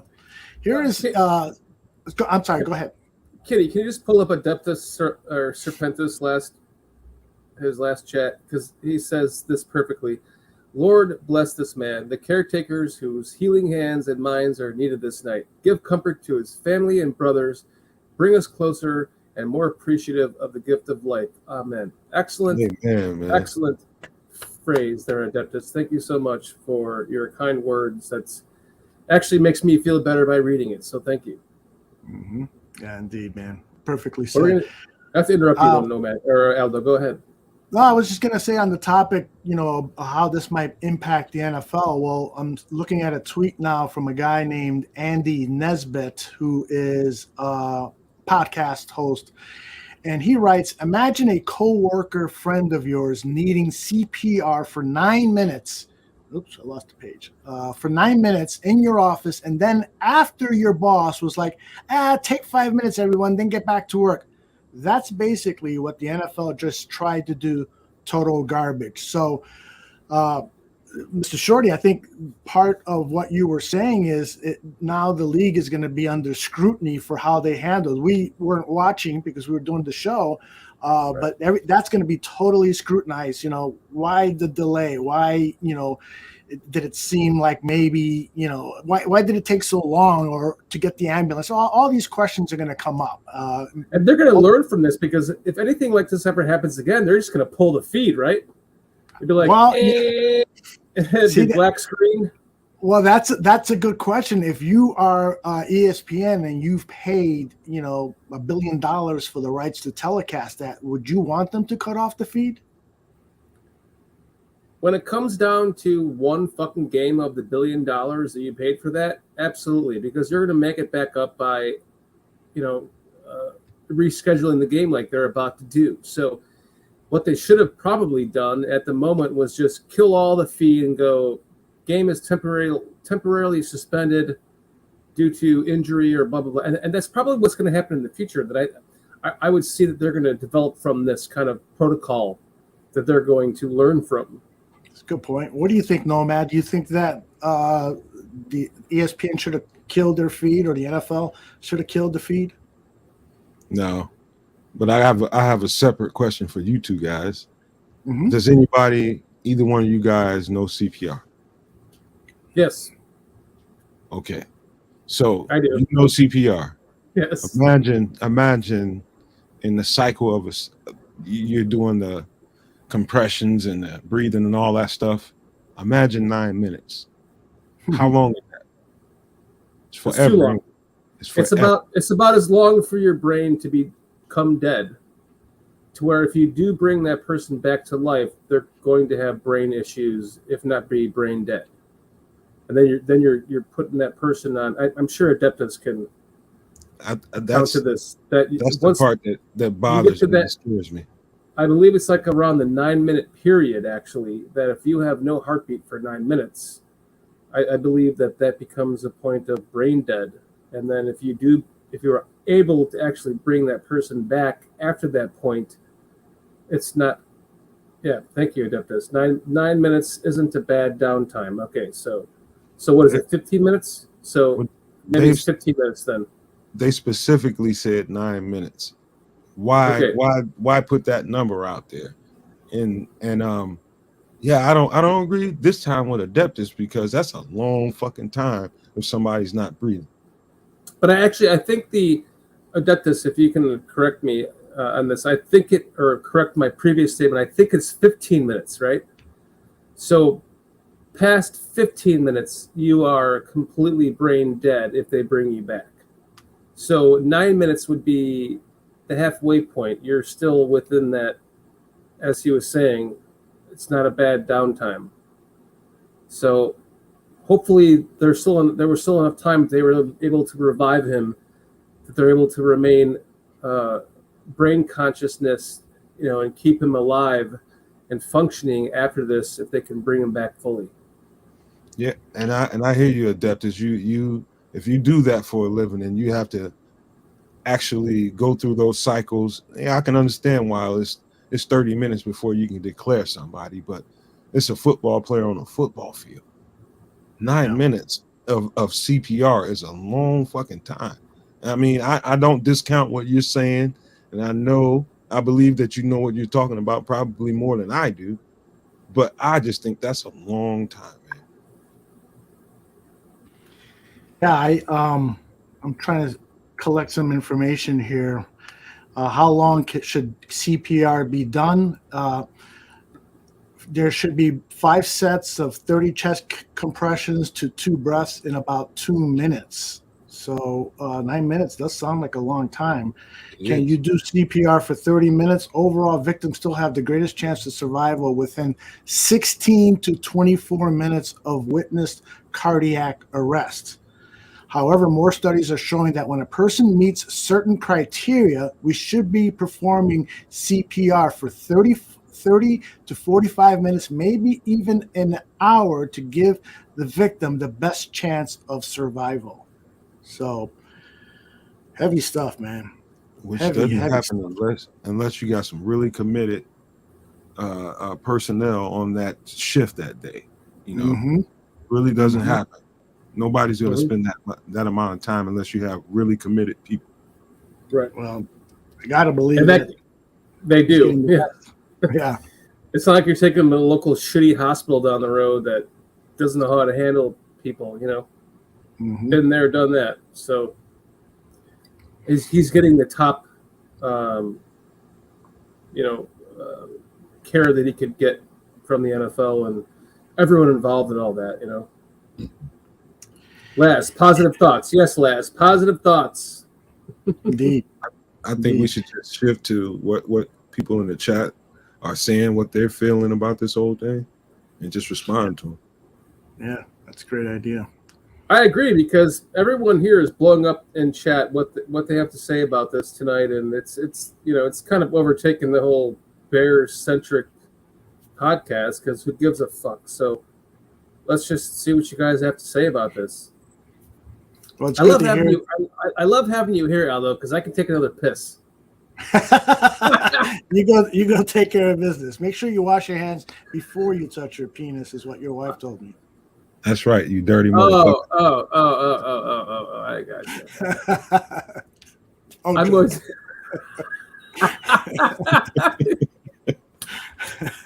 I'm going to mute myself. I'll be right back. Bye-bye. Aldo, you're lucky because Aldo, you're allowed to drink scotch. So you don't have to take a piss every 20 minutes, because I'm drinking the goddamn basic bitches, which is what I'm allowed to drink. And I'm not going to give you the brand, but they make you piss. I'll be right back. I hear you. Adeptus says only 9 minutes of CPR is actually a really good sign, because I'm factoring in the amount of time it would take for the paramedics to get on the field. They only worked him for a few minutes beforehand. So they got pulses back, which is an excellent indicator of good outcomes. Oh, great. That is promising, brother. Thank you for sharing that. I hope he's right. Yeah. He was directly taken to a trauma center. Now, we know, that the NFL always, or not always, but the last few years, they've done things differently than in the past history of this sport. They have improved a lot of their rapid response to players who are injured. And, if it's a neck injury, to put them in certain traction, how careful they were with Tevin Jenkins' neck injury 2 weeks ago. He was immediately removed from the game. And so they're very, very cautious. And so let's hope that they've taken every positive measure tonight to ensure that this guy is going to live and and not have any repercussions from perhaps bad care or inappropriate care. So I'm keeping my spirits up and praying for the man. My wife has been texting me. She saw it and she's praying now. She's a woman of deep faith and heavy prayer. And I'm not an overly religious person, but I'll say this: I believe in the power of prayer. I believe that when everybody puts their minds together and speaks in unison, they can make something happen. And so, we should all do that for Mr. Hamlin right now and think about his family and stuff, folks. So it's definitely a weird thing to go through. I believe the best case scenario for him and his care, and I mean specifically his care, is that the world is watching. It happened on a nationally televised game, or a worldwide, internationally televised game. These games get broadcast everywhere. And his care, everybody is going to want to know what happened. Okay, what happened to that young man? What happened from when he went to the ground, when he was attended to on the ground, when he got in that ambulance, when he got to the house, every level of the way. If something bad happens to that young man, people are going to want to know. And it's going to be everywhere. So the best thing that could have happened is it happened in a nationally televised game, and people are interested in it. Yeah, indeed. It's getting worldwide attention now. This is, serious stuff. We talked about the Chuck Hughes incident from 1991. Somebody posted this old newspaper article about it. It happened October 25. I don't know if you can see that. No. If Kitty, can you put? Yeah, thank you. So autopsy shows heart attack killed Detroit Lions player.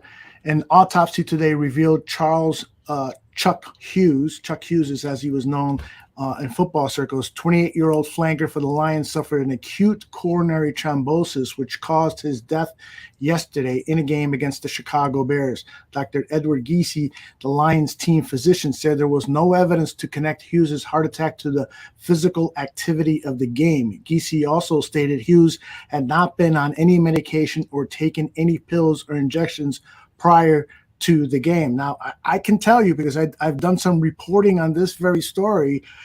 A week later, it was revealed that Chuck Hughes was complaining to his wife and to team officials that he was having chest pains. In fact, I see that subtitle there, complains of pain. I'll read on. Hughes had expressed concern to teammates and riders ever since he was injured in a crushing tackle in the Buffalo game September 4th. He finished the contest but complained afterward of pain in his chest, shoulders, and abdomen.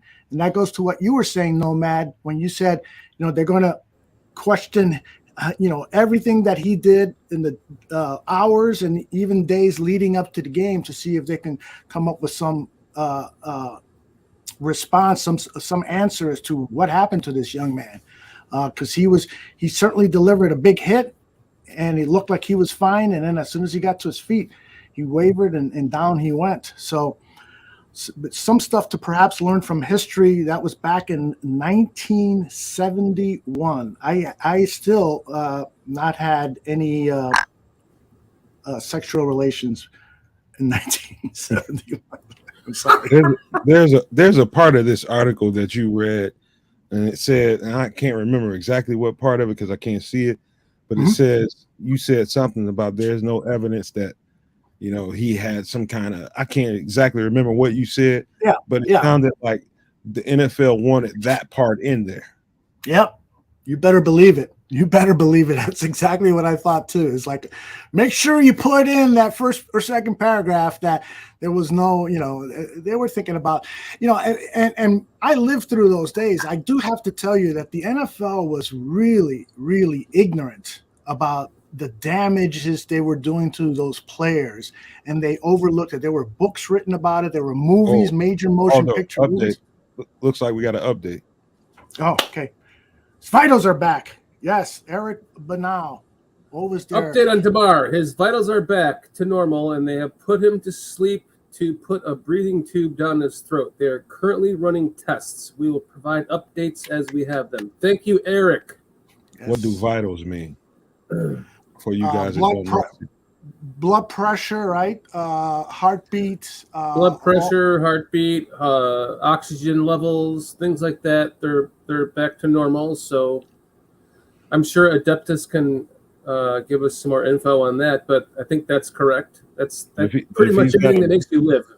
But if he got a breathing tube down his throat, what does that tell you about his status? Yeah, that's a good. Adeptus says pulse, blood pressure, oxygen saturation. So they intubated him with the probably down his throat just to make sure they give him enough oxygen, so he can breathe. And Eric Bonow, the one that provided the update, he's giving you his source. Yeah, retweeted by Aaron Lemming. Thank you, Eric. For people that are listening in the audio versions of this podcast, we're trying to keep you updated.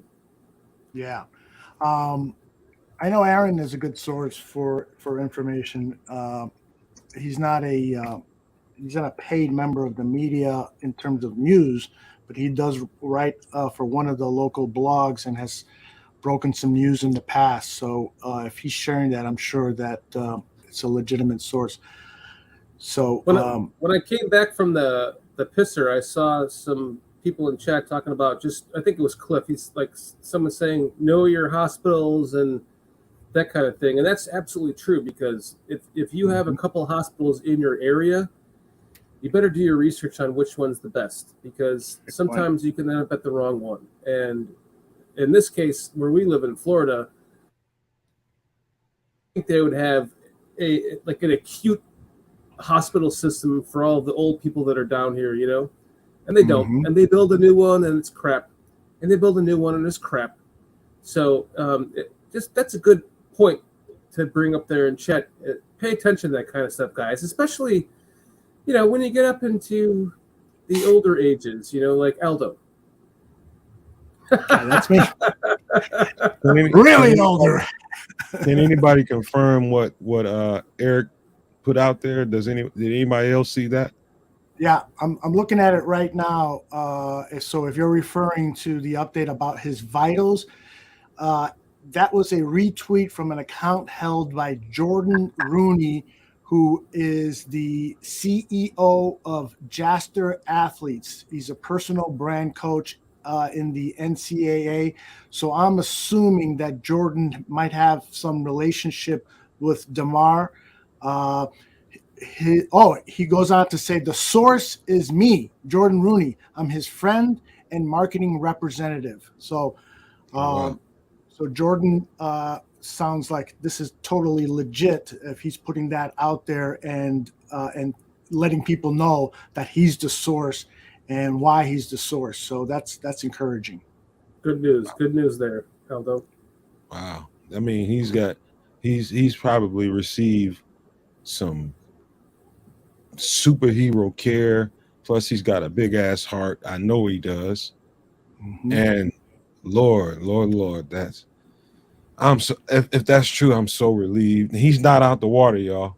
Just he's not out of the woods. I mean, he's not out of the woods yet, but it's a good sign. It appears to me it's a good sign. He's got something to stand on here. Robert Griffin III retweeted the Skip Bayless tweet and added to it, Damar Hamlin's life is in the balance. Get your head out of your ass. That's Robert Griffin III, who is a commentator at ESPN, telling Skip Bayless, the former ESPN star who is now over at Fox, regarding Bayless's insensitive tweet about how are they going to reschedule this game.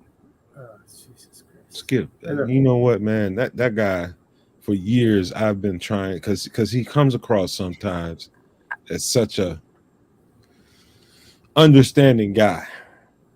I know some of the outlier things he's said and done, especially some of the stuff recently. fucking. Skip is a guy that I love to. Skip is a guy that I love to read, but not watch. I think that's the best way that I can summarize him. If back in the day when he was making articles for the Tribune, he was a good read. But when you put him on camera, and he's a dick, then he's gotten more into his reads are now not matching up to like he's hit that next level, right, where he thinks he's like invincible in a way because he's on this talk show with what's his nname from the Broncos, the tight end from the Broncos, Shannon Sharp. Yeah.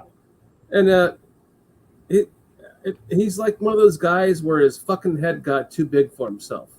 He started off writing good shit on the Tribune, and then he got on television and he became this big-headed prick. And now, like, I'm done listening to whatever he has to say.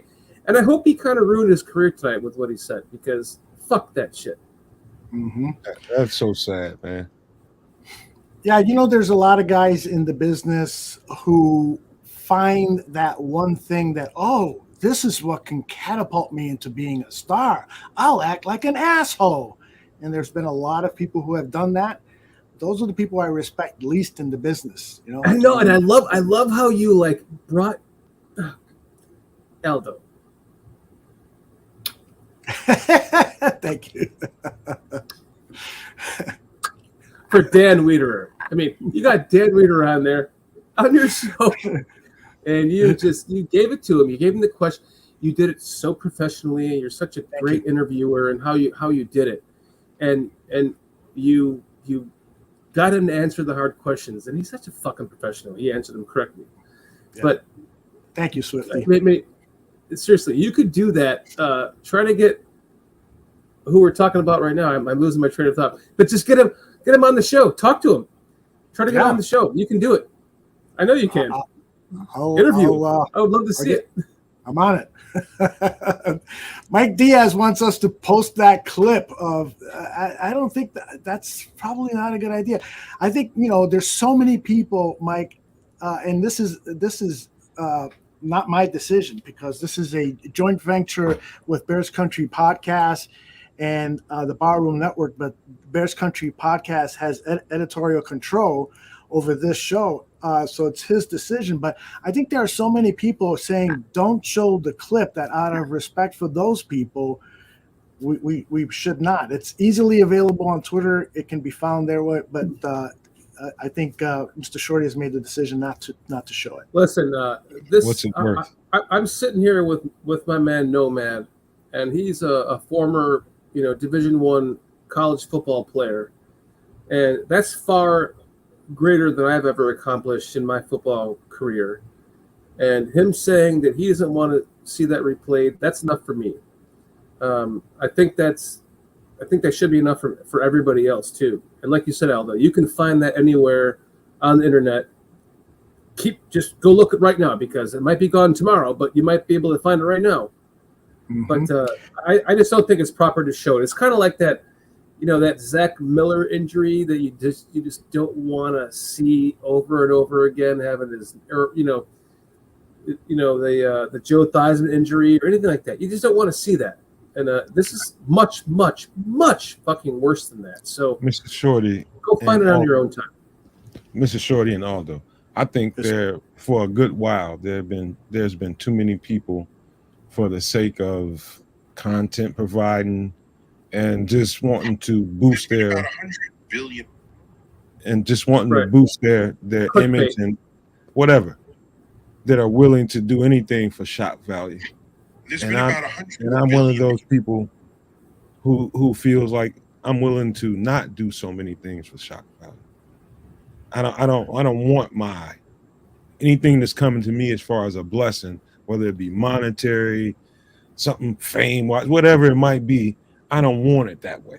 I want to be able to appreciate how I got it or how it came to me. And I don't want to do shit for shock value. You right. If you want that shit, go elsewhere and get it. Right. It's easy. You know where to find it. Go find it there. Yeah. I'm glad that we're having this discussion because there has been over over, again, talking as the oldest man in the room and the oldest man in North America, I do remember a time where civility was the first and foremost thing that people would make when they're making business decisions.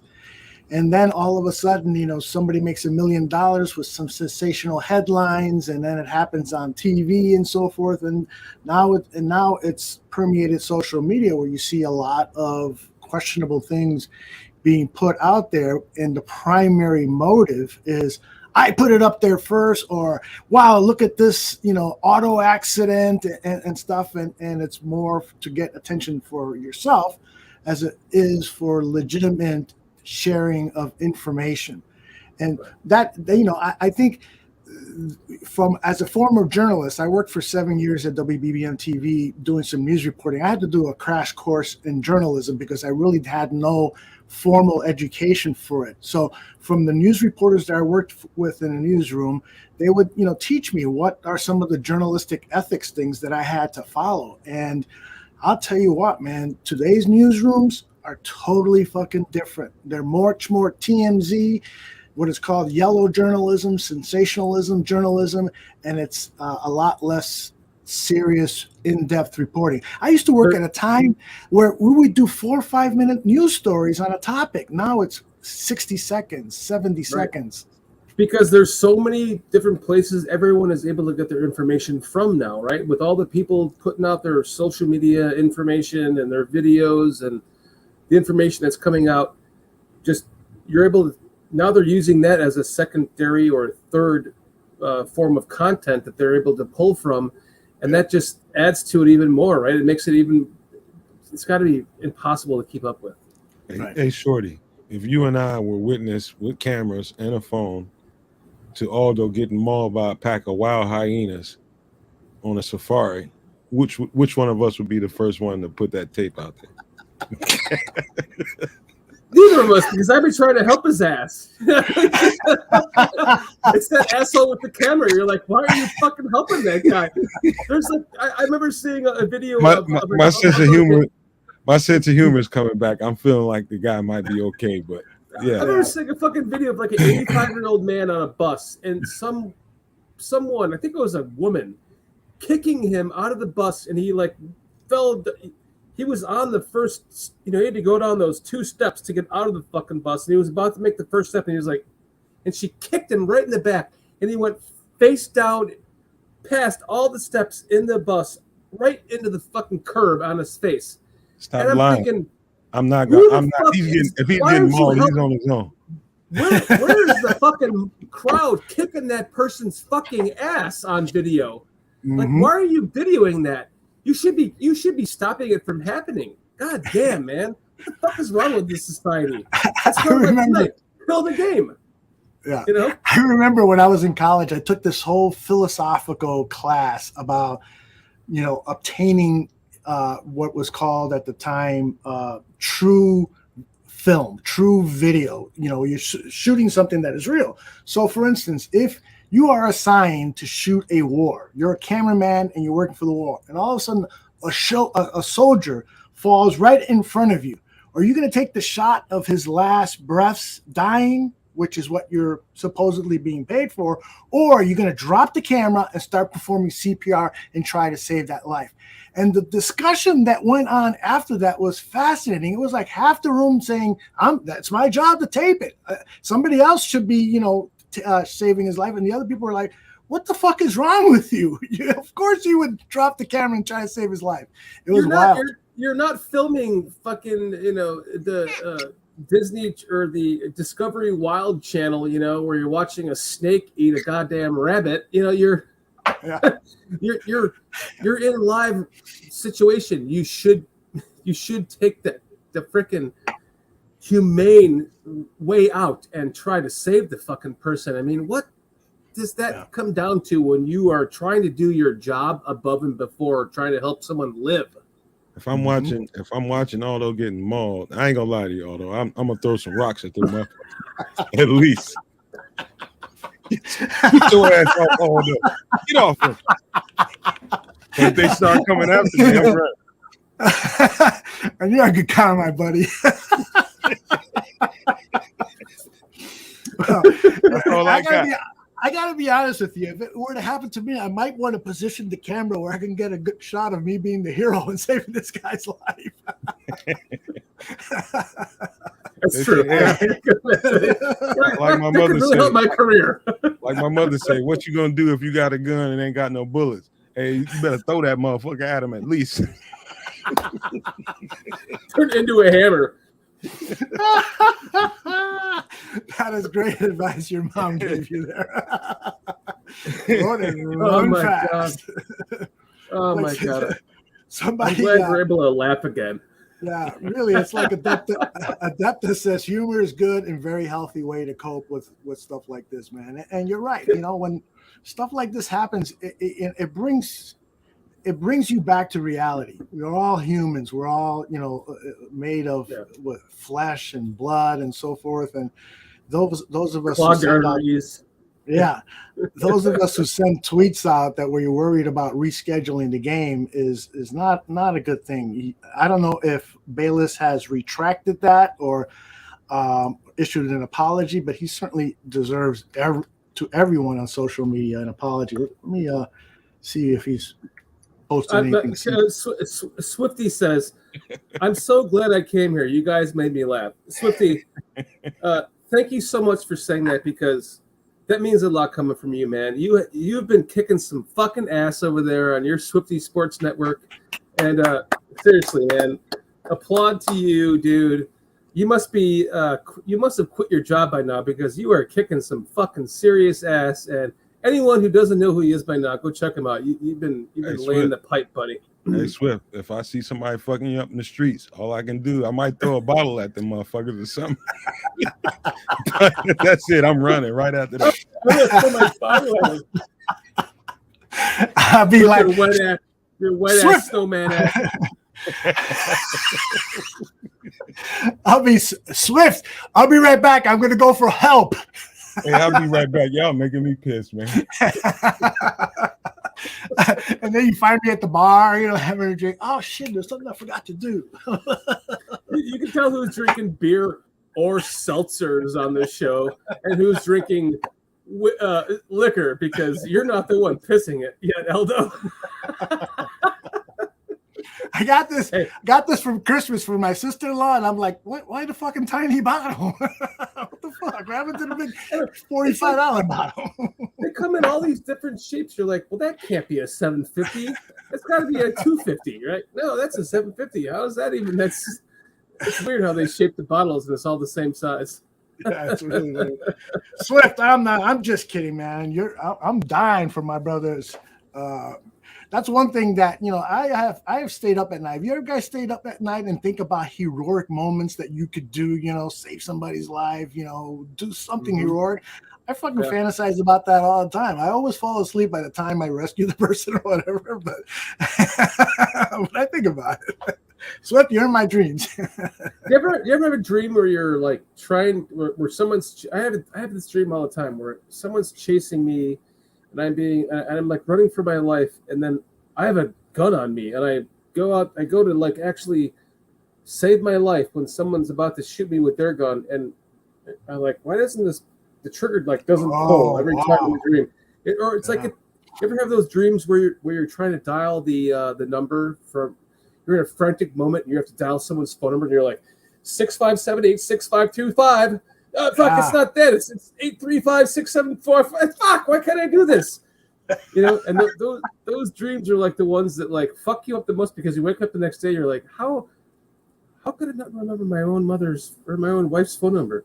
I mean, obviously nobody can remember anyone's number anymore, but I'm talking about back. This is a dream I had years ago. Nomad, you had dreams like that where you feel a sense of hopelessness? I did. What? Oh, I thought you were taking a shit. Okay, you're back. Oh, he's what back. happened? I was just wondering if you ever had dreams like Shorty just described, where you have this feeling that you're trying to help someone, and it's a feeling of helplessness. Like he was saying that he has a gun and he's trying to fire it for self-defense or to help somebody, and the gun isn't working. The trigger won't pull, or like you're trying to dial a phone number to because you're trying to dial like your mother to save her life or whoever, and you're like 8, 5, 6, 7. You can't dial the number. Every motherfucking week trying to explain football to Bears fans.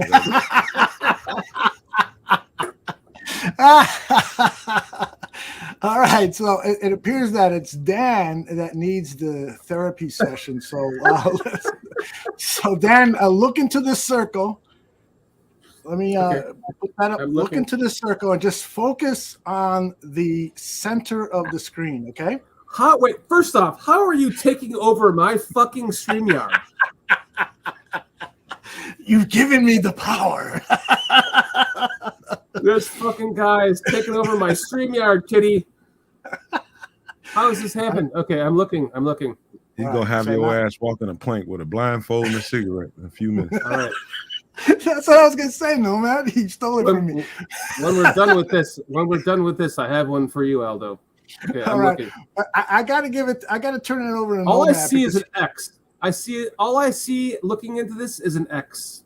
Okay, so Nomad has that therapy voice, those deep pipes. Why don't you take over and hypnotize him and help Dan, Mr. Shorty, get over this feeling of helplessness that he has? Okay.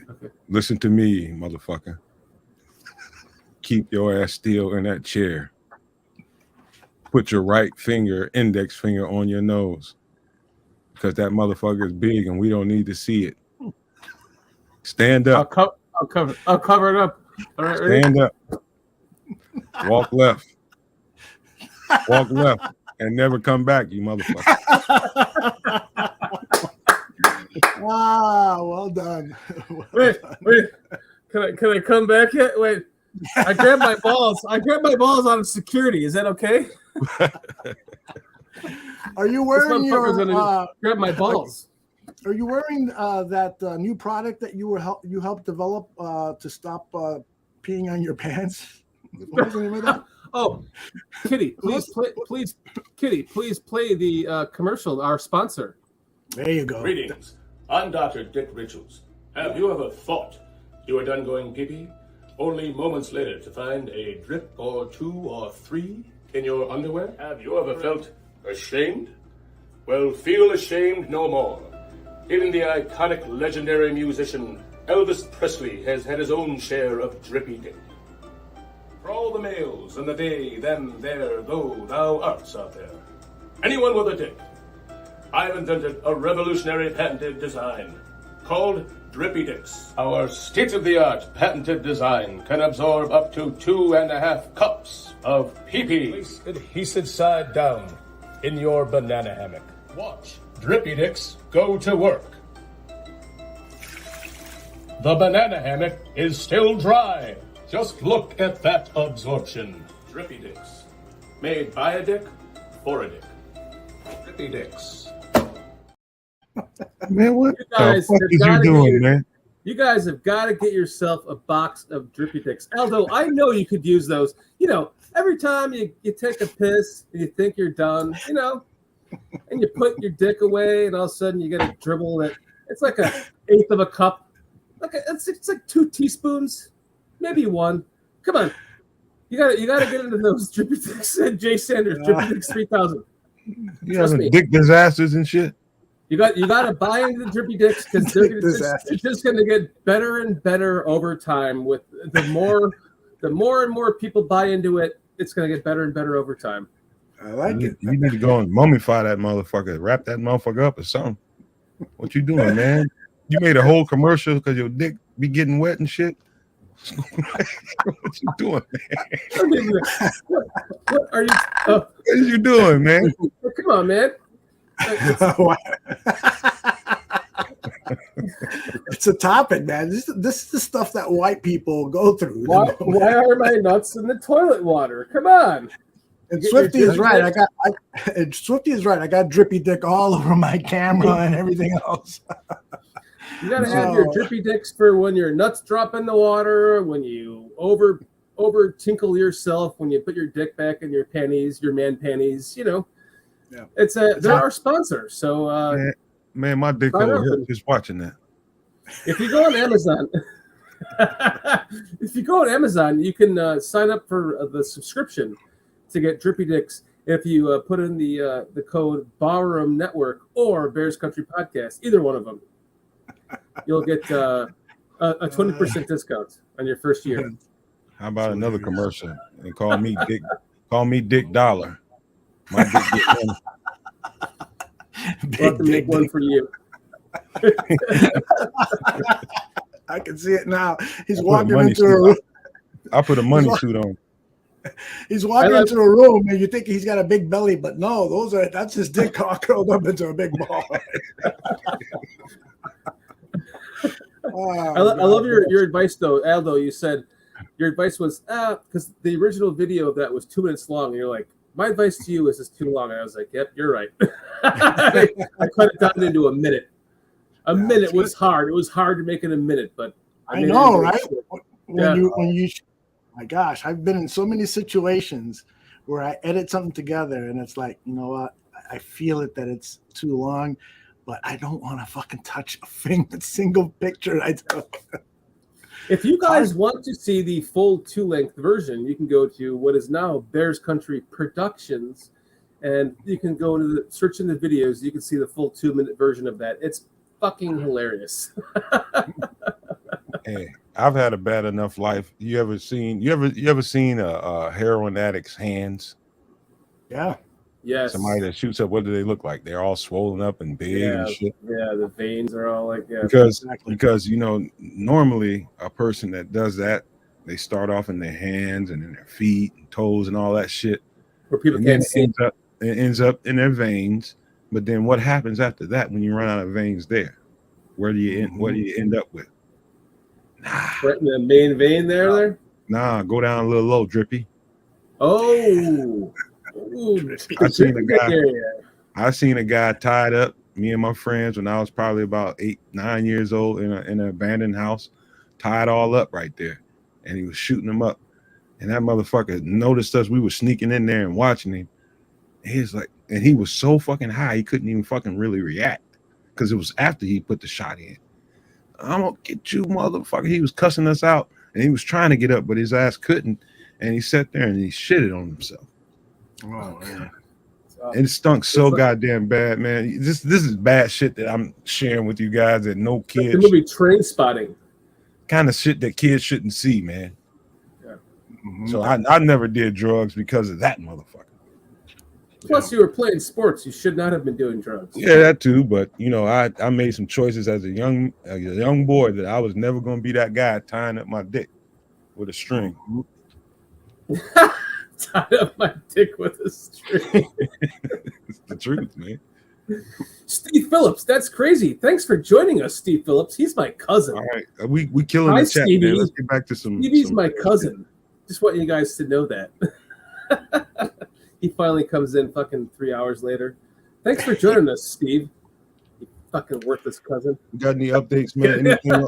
Anything further than what we heard recently? Well, there is a tweet from a gentleman named Jake List, who is the senior Associated Press Digital. He's writing an open tweet to T. Higgins, and he writes, "Dear T. Higgins, you are loved. You are so loved. You are important. You are not to blame. You are so much more than a game. You are a human being. You are a son, and you are a beloved family member of Houday Nation. Please stay strong." So we talked about that briefly earlier. It's T. Higgins must be going through a really tough time. I think somebody in the chat first said it, and Nomad, you echoed it. So our hearts are also going out to T. Higgins, everyone, anyone who was on that field, and truly anyone who has played this very dangerous game. You guys have done something that few of us have done, which is put your life on the line, put your extremities on the line. I was alive for the Chuck Hughes death. I was alive for the Darryl Stingley paralysis when Jack Tatum hit him over the middle, and he's was paralyzed for the rest of his life from the neck down. I've seen these horrible, horrible accidents, and so I can appreciate what the professional and amateur athlete goes through. to give us entertainment, really. And so we should never lose sight of that. Although I'm glad, I appreciate that, man. I really do. And when you start this stuff at an early age, you get coaches echoing things to you, and some of this stuff, it flies right over your head and goes through your ears, and some of the shit sticks to you.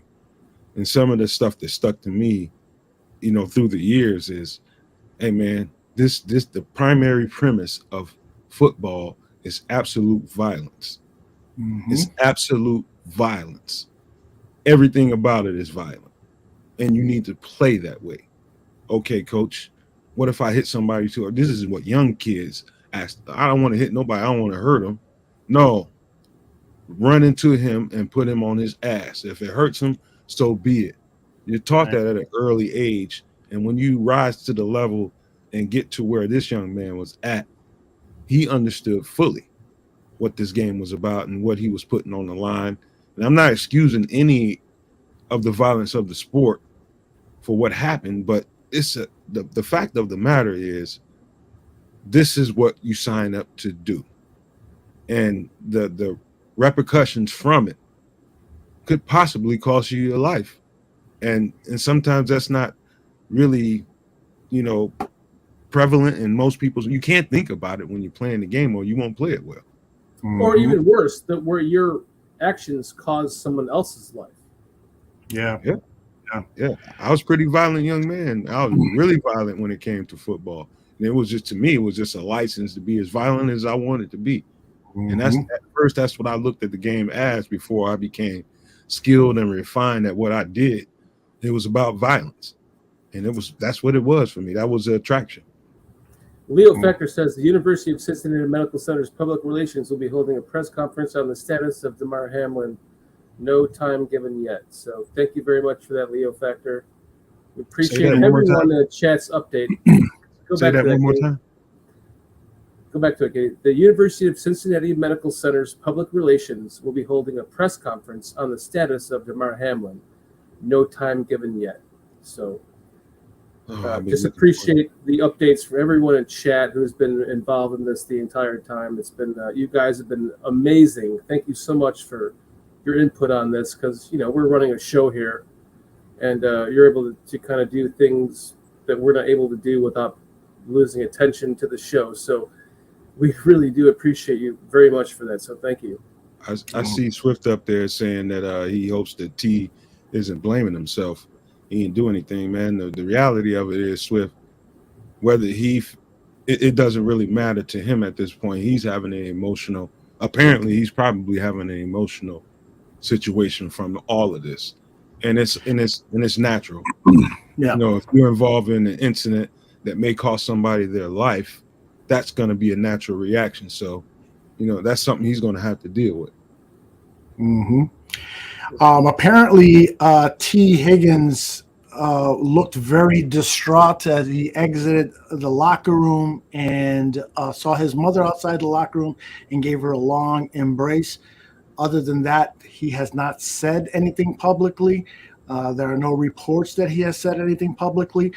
The assumption, and rightfully so, is that he's feeling bad about this. And yeah, like any human being that would be involved in an accident, whether you're responsible or not, it's natural for most of us to feel like, man, if I wasn't involved in that play, he probably would be all right.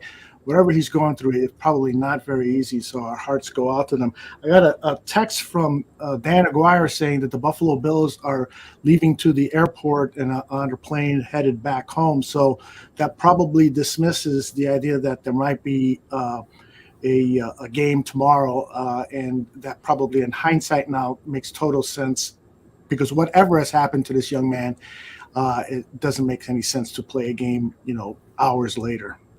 Yeah, it's never mind. It's gone. I was going to read you what the NFLPA was saying on the screen, but it's gone. Go ahead, Nomad. No, all I was going to say is, and I'm just focused on the human element of all of this. It's a game. It's a violent one, and all of us like to pretend that we're these tough people. And me being from an impoverished area, growing up in the hood, I thought I was the toughest motherfucker in the world. You see death and shootings, and you see all this stuff going on in real life. And I used to beg my mother and my granddad for a BB gun for about as long as I can remember. Finally got one at about 13 years old. They didn't buy it, but I got my hands on one. And I cocked that thing, I don't know how many times, and I aimed at a bird. And I hit that bird. When that bird fell to the ground, I had no idea what was coming after that. I did the same thing, Nomad. Wow. I was absolutely devastated. To this day, I think about it and it bothers me. Me too. As tough as I mean, you never know. I mean, in a given situation, I'll take a human the fuck out if he deserved it. But that bird had done nothing to me. I did the same fucking thing, and I feel the same way. I can't believe that's human reaction is what's happening with T. Higgins right now, and I respect it. Well said. Sorry, go ahead. No, I'm just saying, well said. I mean, yeah, indeed. Eric, excuse me, Eagle MD. This guy is a doctor, and he says that after cardiac arrest, a patient is cooled for 24 hours, during which time they are intubated and on a respirator, fully sedated. They will then decrease sedation to wake him up. Vitals normal means his heart is now back into normal rhythm and functioning. This is all good news, and that was posted about 15 minutes ago. Ego MD3. So hopefully that news has gotten only better since then. But yeah, this is a serious stuff. And as we were talking about earlier, I'm sure the Players Association is going to work with the league to review very, very carefully. Okay, what happened? Could this have been prevented? Could we have responded faster? Whatever's necessary. And hopefully, they're not doing it, after, something more serious like a funeral or anything like that. Apologize for not saying that in a more delicate way, but that's what we're dealing with here. This has become a life and death situation for this player. Yeah. Sometimes, and I'm not a spiritual guy at all. I'm not religious.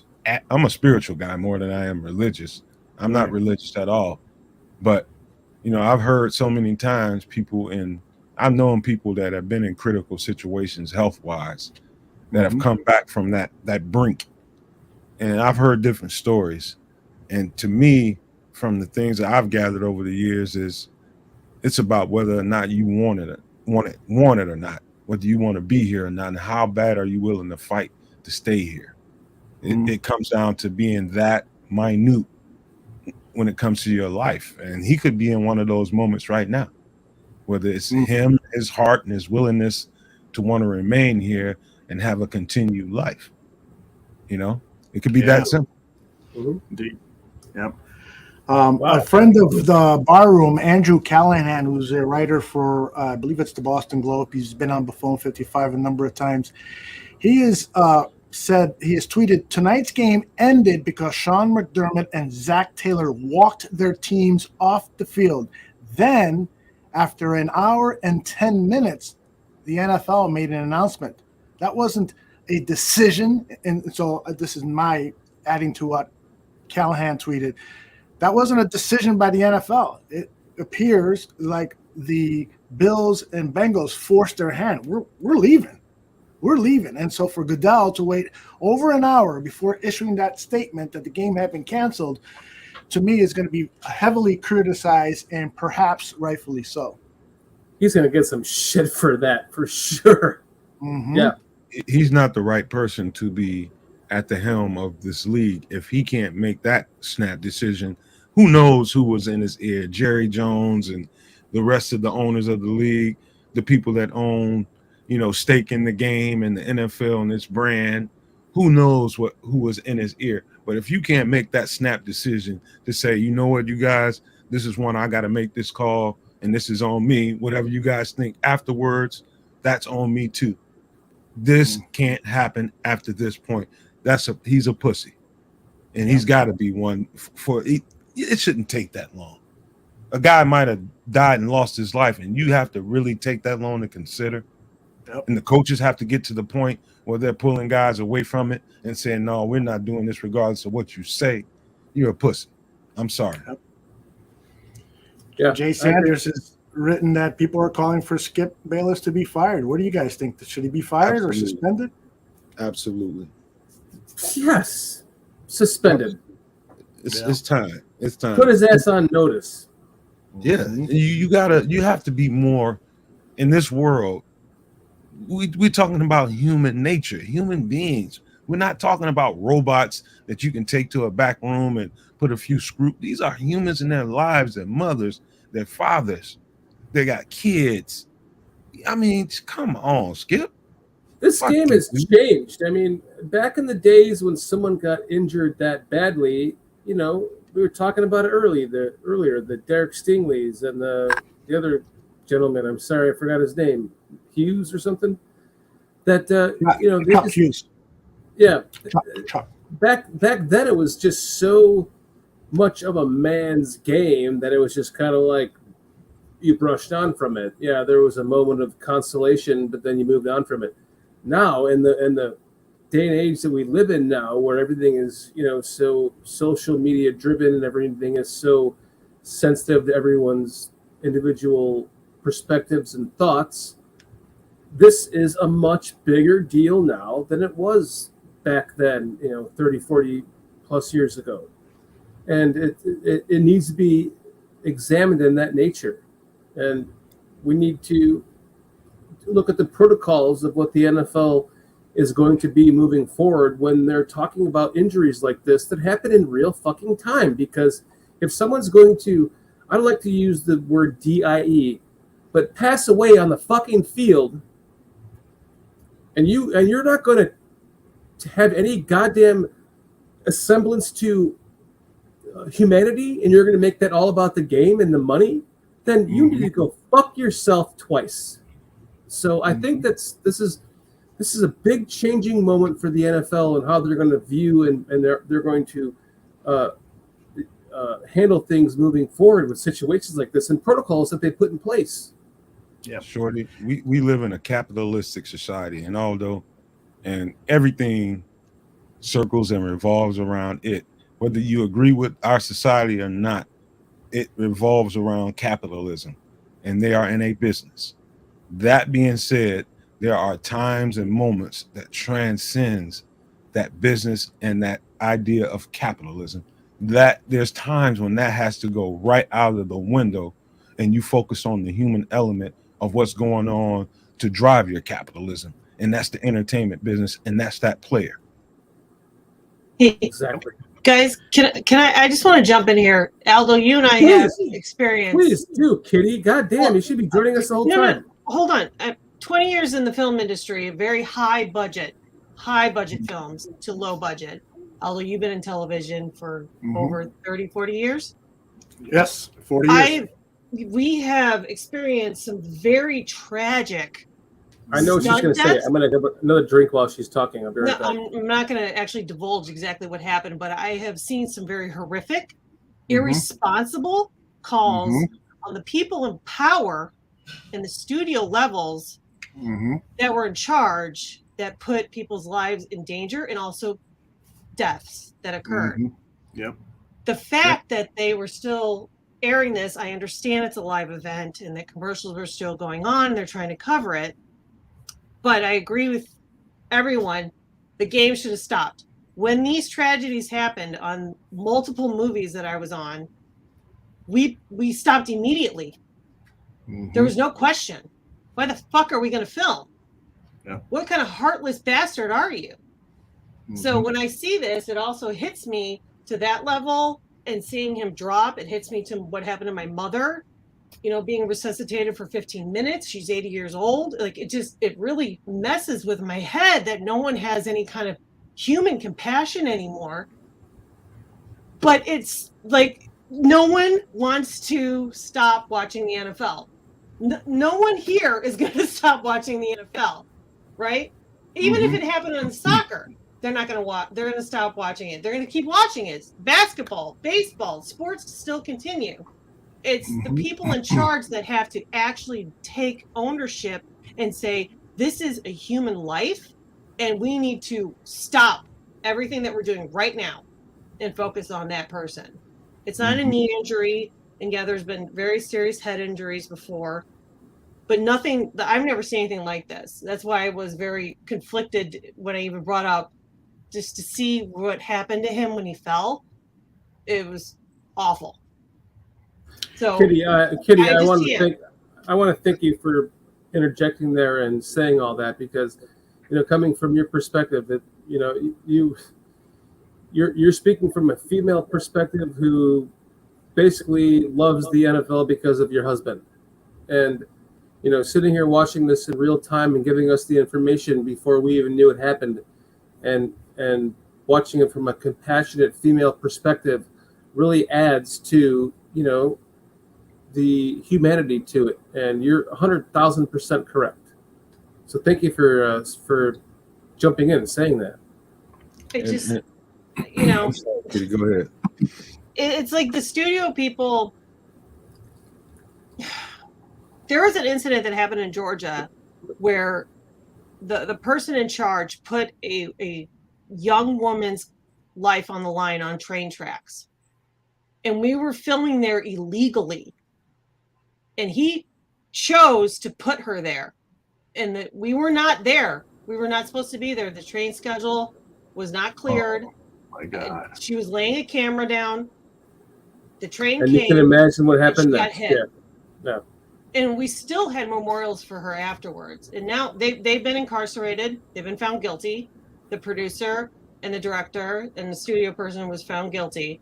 But the location manager informed them that they were going to do this, and then walked away and said, we do not have clearance to do this. He stood up and said, we do not have clearance to do this. But what happens? The rest of the crew feels like I'm going to lose my job if I don't show up. Right. So, like there's decisions that you can make as a Right. human being.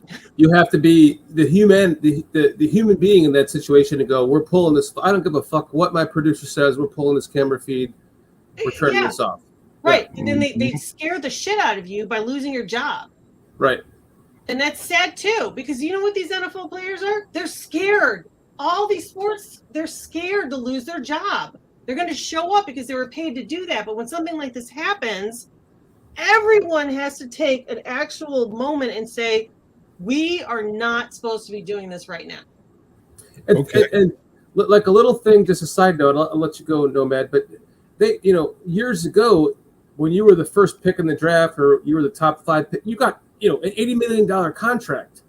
And then they had the collective bargaining agreement and everything else. And they changed it to where if you're a first round draft pick, you get this many, you get a 4-year contract with a 5th-year option. And if you're drafted in this section of the first round and this section, you get a different contract. And so really you're not making the money. A 6th round fucking draft pick is making nothing compared to what he should be making in the NFL. And this, at the very least, I think this is going to cause a collective bargaining agreement issue that's going to be like, listen, a 6th round draft pick should be paid as much as anyone who is worth, getting their life to that. Because if I'm going to give you my life for $300,000 or whatever a year, it might, at the very least, might make them change their decision to go, oh, well, for $2 million, it's worth it. Because it's just not to put money into the situation, but it's kind of, they've kind of degraded how the pay scale has gone over the years. And it seemed like it was a little overdone in the beginning, and then they kind of backed off, and now it's underdone. And I think like someone in this position who's making the amount of money he's making to put his life on the line like that, to literally pass away after a game or during a game, is just ridiculous. It's deeper than that, and I appreciate where you're coming from. There's a lot of validity to what you just said, and as a matter of fact, let me just add to it. There's a class and levels and status aspect of this whole scenario that needs to be, at least acknowledged. And really quickly, I will say that we saw how this scenario played out, where, it came down to the coaches and having to pull guys out and say, you know what, regardless of what the NFL has to say, I'm not putting my guys back out there, right? We saw how that scenario played out. Mm-hmm. Flip the script, and let's say that happened to Tom Brady. What would that scenario have played out like? Oh my God. The world would have stopped. 100%. If Tom Brady got hit in the chest and they were doing fucking CPR on him on the field, you're goddamn right. Yep. It would have been like. But the human over. life is a human life. That's what's sad. You I know. can't gauge it on this. What? He's 24 years old. 24 years old. Oh, but he's only a 6th-round pick, Kitty. But he's got a fighting chance at 24 years So old. is Tom Brady, but yeah. Yeah, I get it. It's just this whole situation when I saw it and everyone's talking and everything, it's like, it's just, oh God, so many, I've dealt with this so many times over my career. And then recently it's like, Would there have been any question if that was Tom Brady, whether or not this game, that would have came out immediately? Am I not right? You're correct. 100%. Yeah. Aaron Rodgers. Okay, what do you want? What else do we want to say? Who else? Start naming. If it was Aaron Rodgers, I just would have hoped it was a Bear that did it to him. That's all. Status. It's all about status and where you stand as far as your value towards the bottom line, and that's the dollar. Right. Yeah. Yep. There is an Adeptus was putting this up in the chat room. There's a tweet from Ari Marov. He writes, Stefan Diggs just arrived at UC Medical Center. A cop wasn't going to let him in. Diggs said, I need to be here for my teammate. He was then let in per Cole Harvey on ESPN. So, wow. And then I'd like to also share, Skip Bayless wrote another tweet and writes, nothing is more important than that young man's health. That was the point of my last tweet. I'm sorry if that was misunderstood, but his health is all that matters. Again, everything else is irrelevant. I pray for him and will continue to. See, that's weak, Skip. That's weak. You're backtracking, bitch. Yeah. I mean, all he should have done was, I apologize for being so insensitive. I regret my last tweet. That's what he should have said. Instead of, he's basically saying, if you misunderstood it, oh, the fuck, we fucking misunderstood it because you started talking about scheduling a game and how hard it was going to be and so forth. You weren't only concerned with the player's health, you fucking moron. Fuck Skip Bayless. You mop the floor moving backwards, not moving forwards, you piece of shit. You know what he's stuck in? He's stuck in Wall Street. He thinks that he's in the movie Wall Street. He's Gordon Gekko. He acts like this giant hard ass that has zero heart. And as soon as he realizes that he fucked up, he is now backpedaling because his ass really is on the line now. And they will snatch you really quick off the air for things like that. I'm never ever going to watch the show again. You can count on that. Yeah. Has anyone noticed that Kitty has a wolf for her? I did notice that. I'm scared as fucking Kitty. Fuck with her, man. I'm getting kind of turned on. My wife had you on. You want to do a wife swap, Aldo? My wife had on Twilight all day yesterday or day before yesterday, a marathon of the Twilight movies. And so I'm walking by the TV and then she's watching she's getting turned on by some guy turning into a wolf. You know, the whole world is turning VR, whether we are in that arena or not. And that's her avatar. I'm scared as fucking kid. Look, I'm very gentle and I'm very loving, but if you hurt me or hurt anyone I love, yeah. She's not a kitty, she's a wolf. Yep. I have a very vicious tongue. All right, boys, I'm going to let you get back to it. I just had to say that. I had to say that, I had experience with this for many years and just want to put my 2 cents in because, we can all be human beings. It's not hard. We all have hearts. I appreciate it. Indeed. No, we love your input, Kitty. Anytime, you're welcome to just please jump in. Everyone loves to hear Kitty. We need when she pops in, there should be like a sound effect of a wolf going. Rah! Oh, okay. I'm working on that. I've been trying to tell him shit like that, man. Man, hey, Shorty, you hard-headed motherfucker. I've been told you that. Fuck off, no man. So somebody in the chat room. Baby steps. It was Swifty. Swifty put up a kitty and then over Dan S. So if you can find that, Swifty put that up. So I love Swifty, man. Good job. She trumps you, mother. I love it. I love it. You know, Well- Eldo, I keep wanting to call you fucking Nomad, but Go ahead. earlier in the show, because I'm not used to talking to you on Monday nights. This is fucking amazing. So, Eldo, earlier in the show, you were talking about your love for the Bears and how you always just wanted them to win and blah blah blah. You were going on the superfan thing, and I want to pull up something here for you. It might take me a second because I'm a little bit behind and I didn't have it ready for you. Sure. So let me. Yeah, and while you're pulling that up, I'll say this. You know, the second season I started following the Bears, they finished 1-13, and so I'm used to all the pain. The pain came early, and me, you know, stupid 9-year-old kid, I'm crying of a team that I just started following a year earlier. 1-13, they play, they're awful. And I've been indoctrinated ever since, you know. And when 85 finally came along and they won a Super Bowl, it was one of the biggest moments of my life. Anyway, go ahead. 85 is when I became a fan, and I was 10 years old. Okay. And so I made I've been working on some parody song fun stuff.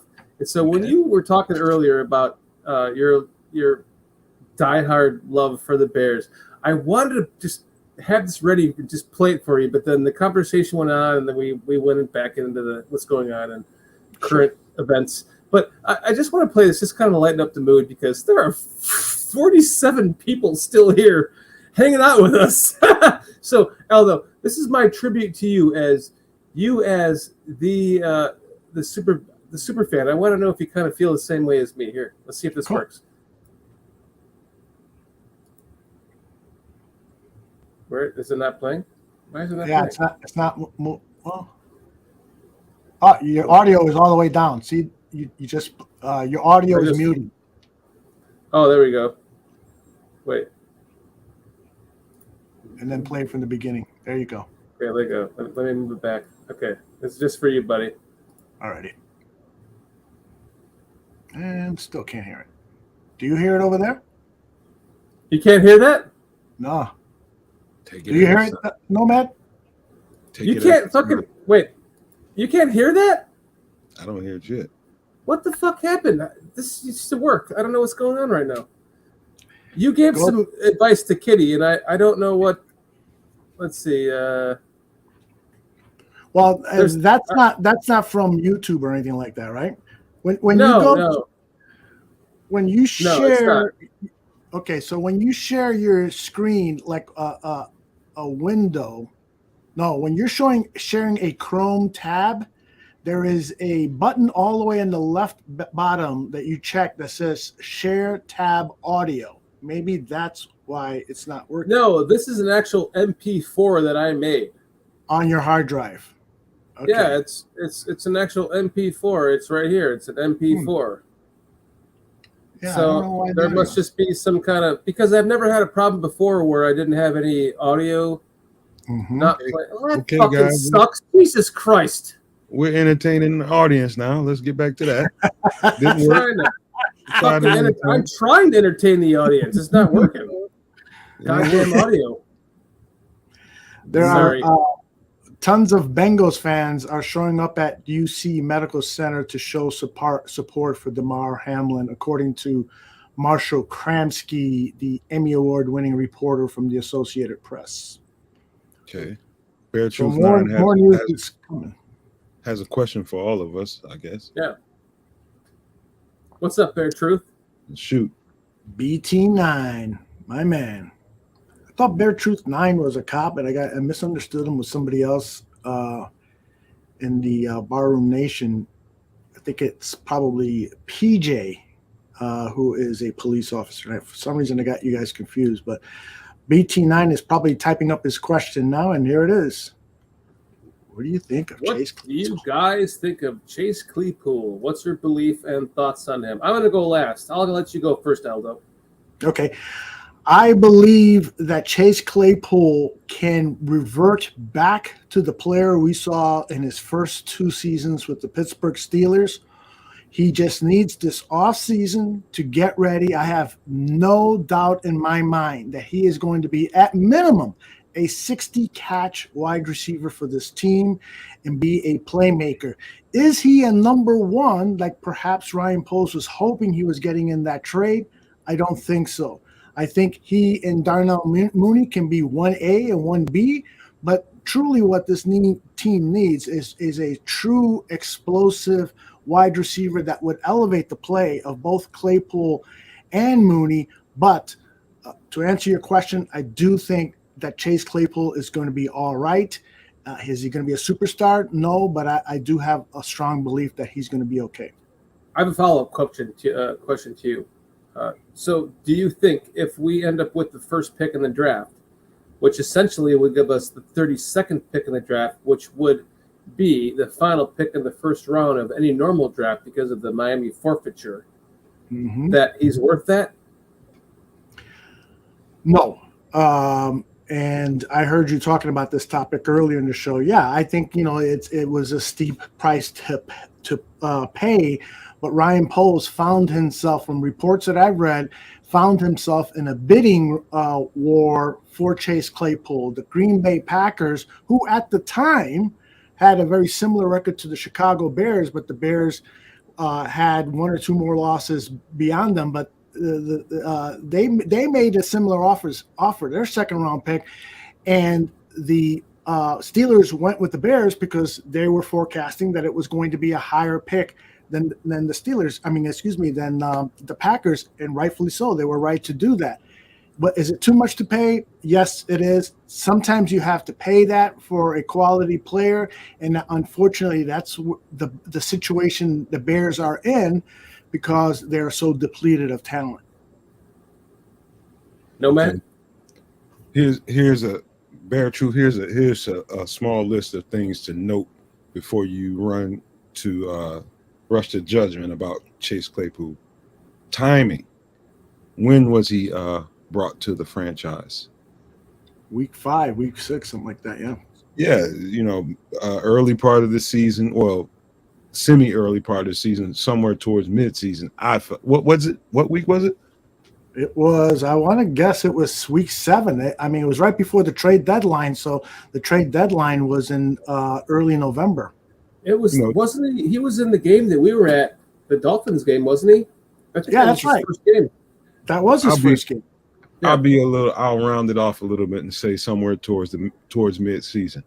The timing of it, and I think it was Poles looking ahead and trying to, get ahead of something before free agency, and being desperate when you come into free agency when it comes to receivers. Get this guy now, do what you can. Game 9, by the way. That's one thing. 2 is seeing if he could fit with the core guys that you have, seeing if he could digest this offense, and how quickly can you acclimate him to what's going on out there. Mm-hmm.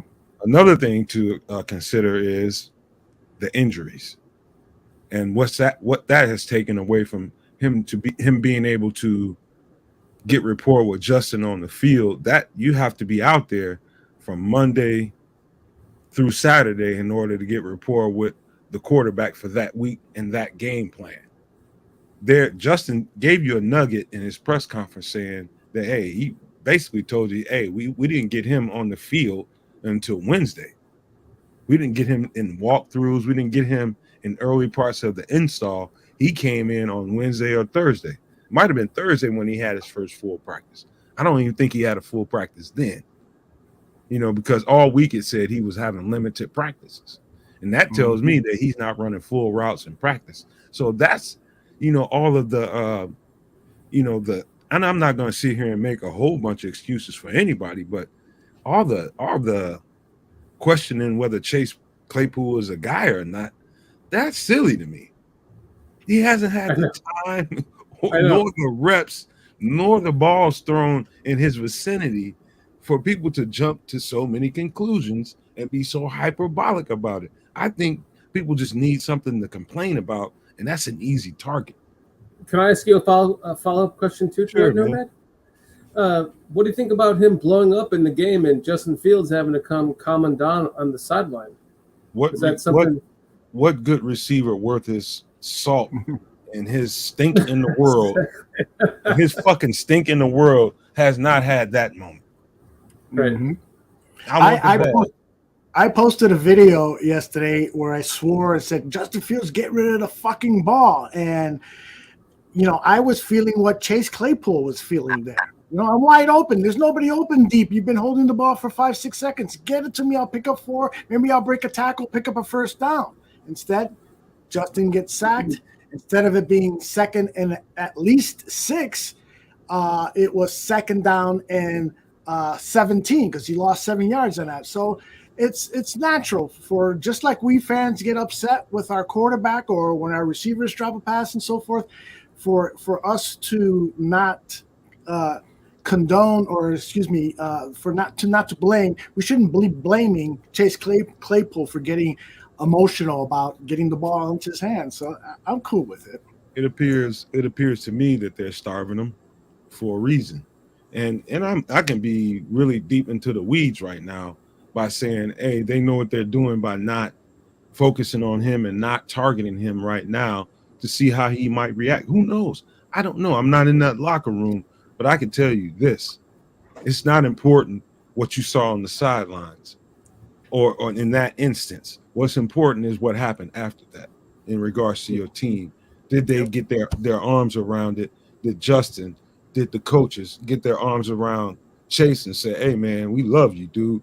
You're going to ball out here, but hey, don't do that. Don't do that on the sidelines. Don't let the media and people in the stands, don't give them fucking fuel for their fire. Let's deal with that in the locker room. If you're going to blow up on me in the locker room, what happened after that is more important than what you saw on the sidelines. I was going to have a follow-up question to you, Aldo, which was, do you think that it resonated? But what you're saying there, Nomad, kind of adds precedent to that. Do you think, Aldo, that resonated to him where he's like, oh, okay, maybe that's the reason why I got traded and I'm here and I'm being coached by my, he only had one good year in Pittsburgh with Ben, right? And then he got traded to us. Now he's here with a young quarterback who's trying to form his identity on the team and develop the leadership role, right? And so he's coming to him on the sideline and saying this and that to him. Do you think that that's something, Aldo, that he's going to take into account and go into the future and really go, oh, I'm working with a different guy now. This guy is going to help me to become more zen. You think that could help him? Yeah, I do. And I'm with Cliff. He says, I like Claypool getting upset and Justin going to talk to him on the sideline. I think that's a great way for teammates to work stuff out. I think that Claypool is going to have a better relationship with Justin because of this, and again, we all get upset when competitive situations, even when we're fans, we all get upset. It's more important, of course, for the players and the sideline to keep their cool, but you can depend on it that on any given NFL game on a Sunday afternoon, there's going to be multiple times on that sideline where players are yelling at one another, telling people to get their shit together, and saying it in no polite way. That's the game. That's it's an emergency situation. Greg Gabriel hates it when I use military terms. That they're going to battle and says no. That's for our military. But in essence, that's really what it is. That it's a very, very. It really does feel like a military operation, and you're fighting and playing for your brothers, man. Like you said, last week, Nomad. I think it was on Dan and Eldo when we were on the show. That we were talking about Cairo Santos, and you were like, we would have kicked this fucking ass in the locker room, right? Hey, Shorty, all seriousness, that it's a measurement of the team. When I say, I know it sounds cliche as shit, Right. but 100%. Yeah. what happens in that locker room with the leadership and the guys in that locker room when you have situations like that? I can remember them in college. I wasn't always the emotional guy that everybody. It's about how many guys wrap their arms around him and keep him in the fold and say, "We're not gonna let this get out of hand. We got you, dude. We know you're gonna ball out here. You our dog. But right now, you're gonna have to listen to us. This you with us now, and we're a team. We do shit together." And you keep hearing day after day these guys step up to that podium and tell you, and the reporters keep asking them, "How do you guys not feel, just dejected about everything that's going on?" Because they're tight. They're tight. You become part of the sorority, if you will. They're for tight. lack of better words, right? These guys are tight, and they handle their own. Anything going on in that locker room, I guarantee you, it's a structure there to deal with. Mm-hmm. I got an update on the Hamlin situation. This, according to Cole Harvey of ESPN. Let me make sure. He is the ESPN national reporter for SportsCenter. He says he just spoke to a representative from the University of Cincinnati Medical Center who says the hospital is not anticipating giving an update tonight on Damar Hamlin's status. So that's not good. Yeah. Well, it could be because it's late at night and they just want to work on him overnight. It could be family oriented. They're like it's a quarter to 11, man. That's not good, bro. Yeah. Well, the family could be saying, "Let's put a kibosh to this for the evening, and this, let everyone we'll revisit in the morning." The family has the control over the decision that goes out to the public. Yeah. So in other words, I think we were kind of subconsciously waiting on an update from the hospital before pulling the plug on this show. And yeah, man, I hate to hear that, man. That must be, he must be in some pretty touch and go situations in there for them not to have updated people by this point. Well, I'm sure we're going to have the updates on tomorrow's show on Dan and Eldo for sure. You guys will be updating on this. I guarantee it. We will. And then Greg Gabriel was supposed to be on today, but we postponed till tomorrow so we could get the stench out of yesterday's loss to the Lions out of our breath. Good for him. And so we'll be on at 1:00. And so hopefully we'll be reporting some good news. And then we'll talk further about it tomorrow night on our 7 p.m. show. But I just want to say, that Scott Van Pelt, who is the host of SportsCenter, he tweeted out, or someone tweeted out on his behalf, that it's a good thing for us to be expressing our feelings about this tonight.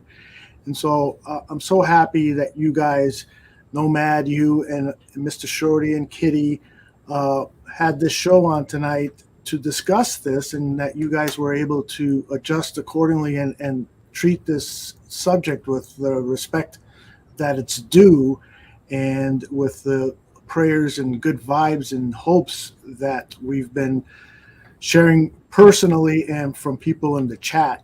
This is good, and I'm glad to hear, getting the professional advice from Adeptus on what some of this could mean has been invaluable, and listening to other people in the chat share their heartfelt thoughts and stuff. It's important. It's important to all of us. And so kudos to you, Dan, and Nomad for leading the way with this. I just first off, thank you to everyone in chat, because you have been just all so kind of grieving with us and talking us kind of through this. You've helped the show in so many ways that you don't know, and Adeptus, with your information, having firsthand experience to it, it's amazing. It's been much appreciated to us on the Barroom and Bears Country, and Eldo. Thank you so fucking much for hopping in tonight. And who would have known it would have become such a crazy show, leading into that. And there is no one better to have talked to about this on the Barroom Network than with you, my podfather friend. So thank you so much for joining us tonight. It's been a great talking to you. You are the podfather, my friend, and we all love you. Everyone here. The reason why there's still 45 fucking people sitting here after almost 4 hours of a podcast is because of you, my friend. It's because of you. This is your channel. This is you're kicking some ass. We all love you, Aldo, and so thank you for hopping in with us tonight. And we all know that there's a lot of special things to come on the Barroom, and that's for later in the day. Nomad, I'm going to leave this off to you. All right, I'm gonna give you some practice for the next show tomorrow. Both of you motherfuckers sit the fuck down. Shut up. But, no, seriously, man. I appreciate being on the air with you guys. Having you two guys here and being pliable enough to, like Aldo said, being able to adjust to the circumstance. That was gold. It's money. And you guys in the chat, man, I love you motherfuckers, man. To no ends. I mean, you guys wouldn't give up. You stayed in here with us. You gave us updates. You gave us your points of view. I mean, dude, you guys are great, man. I love it. And if it wasn't for you guys in the chat, there is no fucking reason to keep doing this at all. Absolutely not. Nope. And by the way, I think that we should all three of us acknowledge a very big thank you to Kitty for not only producing this show so well tonight. You've done an amazing job, my dear, but for also like putting in the information that we are all not even aware of, and kind of bringing all of us to the perspective of what happened tonight, and adding your own perspective to it. You've been wonderful, my dear. I love you, and thank you for doing that. Mm-hmm. Indeed. I guess she's not going to jump in and say thank you. So I guess with that, we should just wrap up this fucking show. What do you guys think? I think that's a good idea, and prayers, of course, to the Hamlin family and to Damar Hamlin, and we'll all see you soon. Hey, save the normal outro, man. Let's just give prayers to Damar Hamlin and hope he make it through this just for tonight, man. I'm sorry, but I do give my prayers to Damar Hamlin and everything else, but I have to end the show on a Bears. So, ready, guys? 1, 2, 3. Bears! Not Bears. Oh, I fucked it up.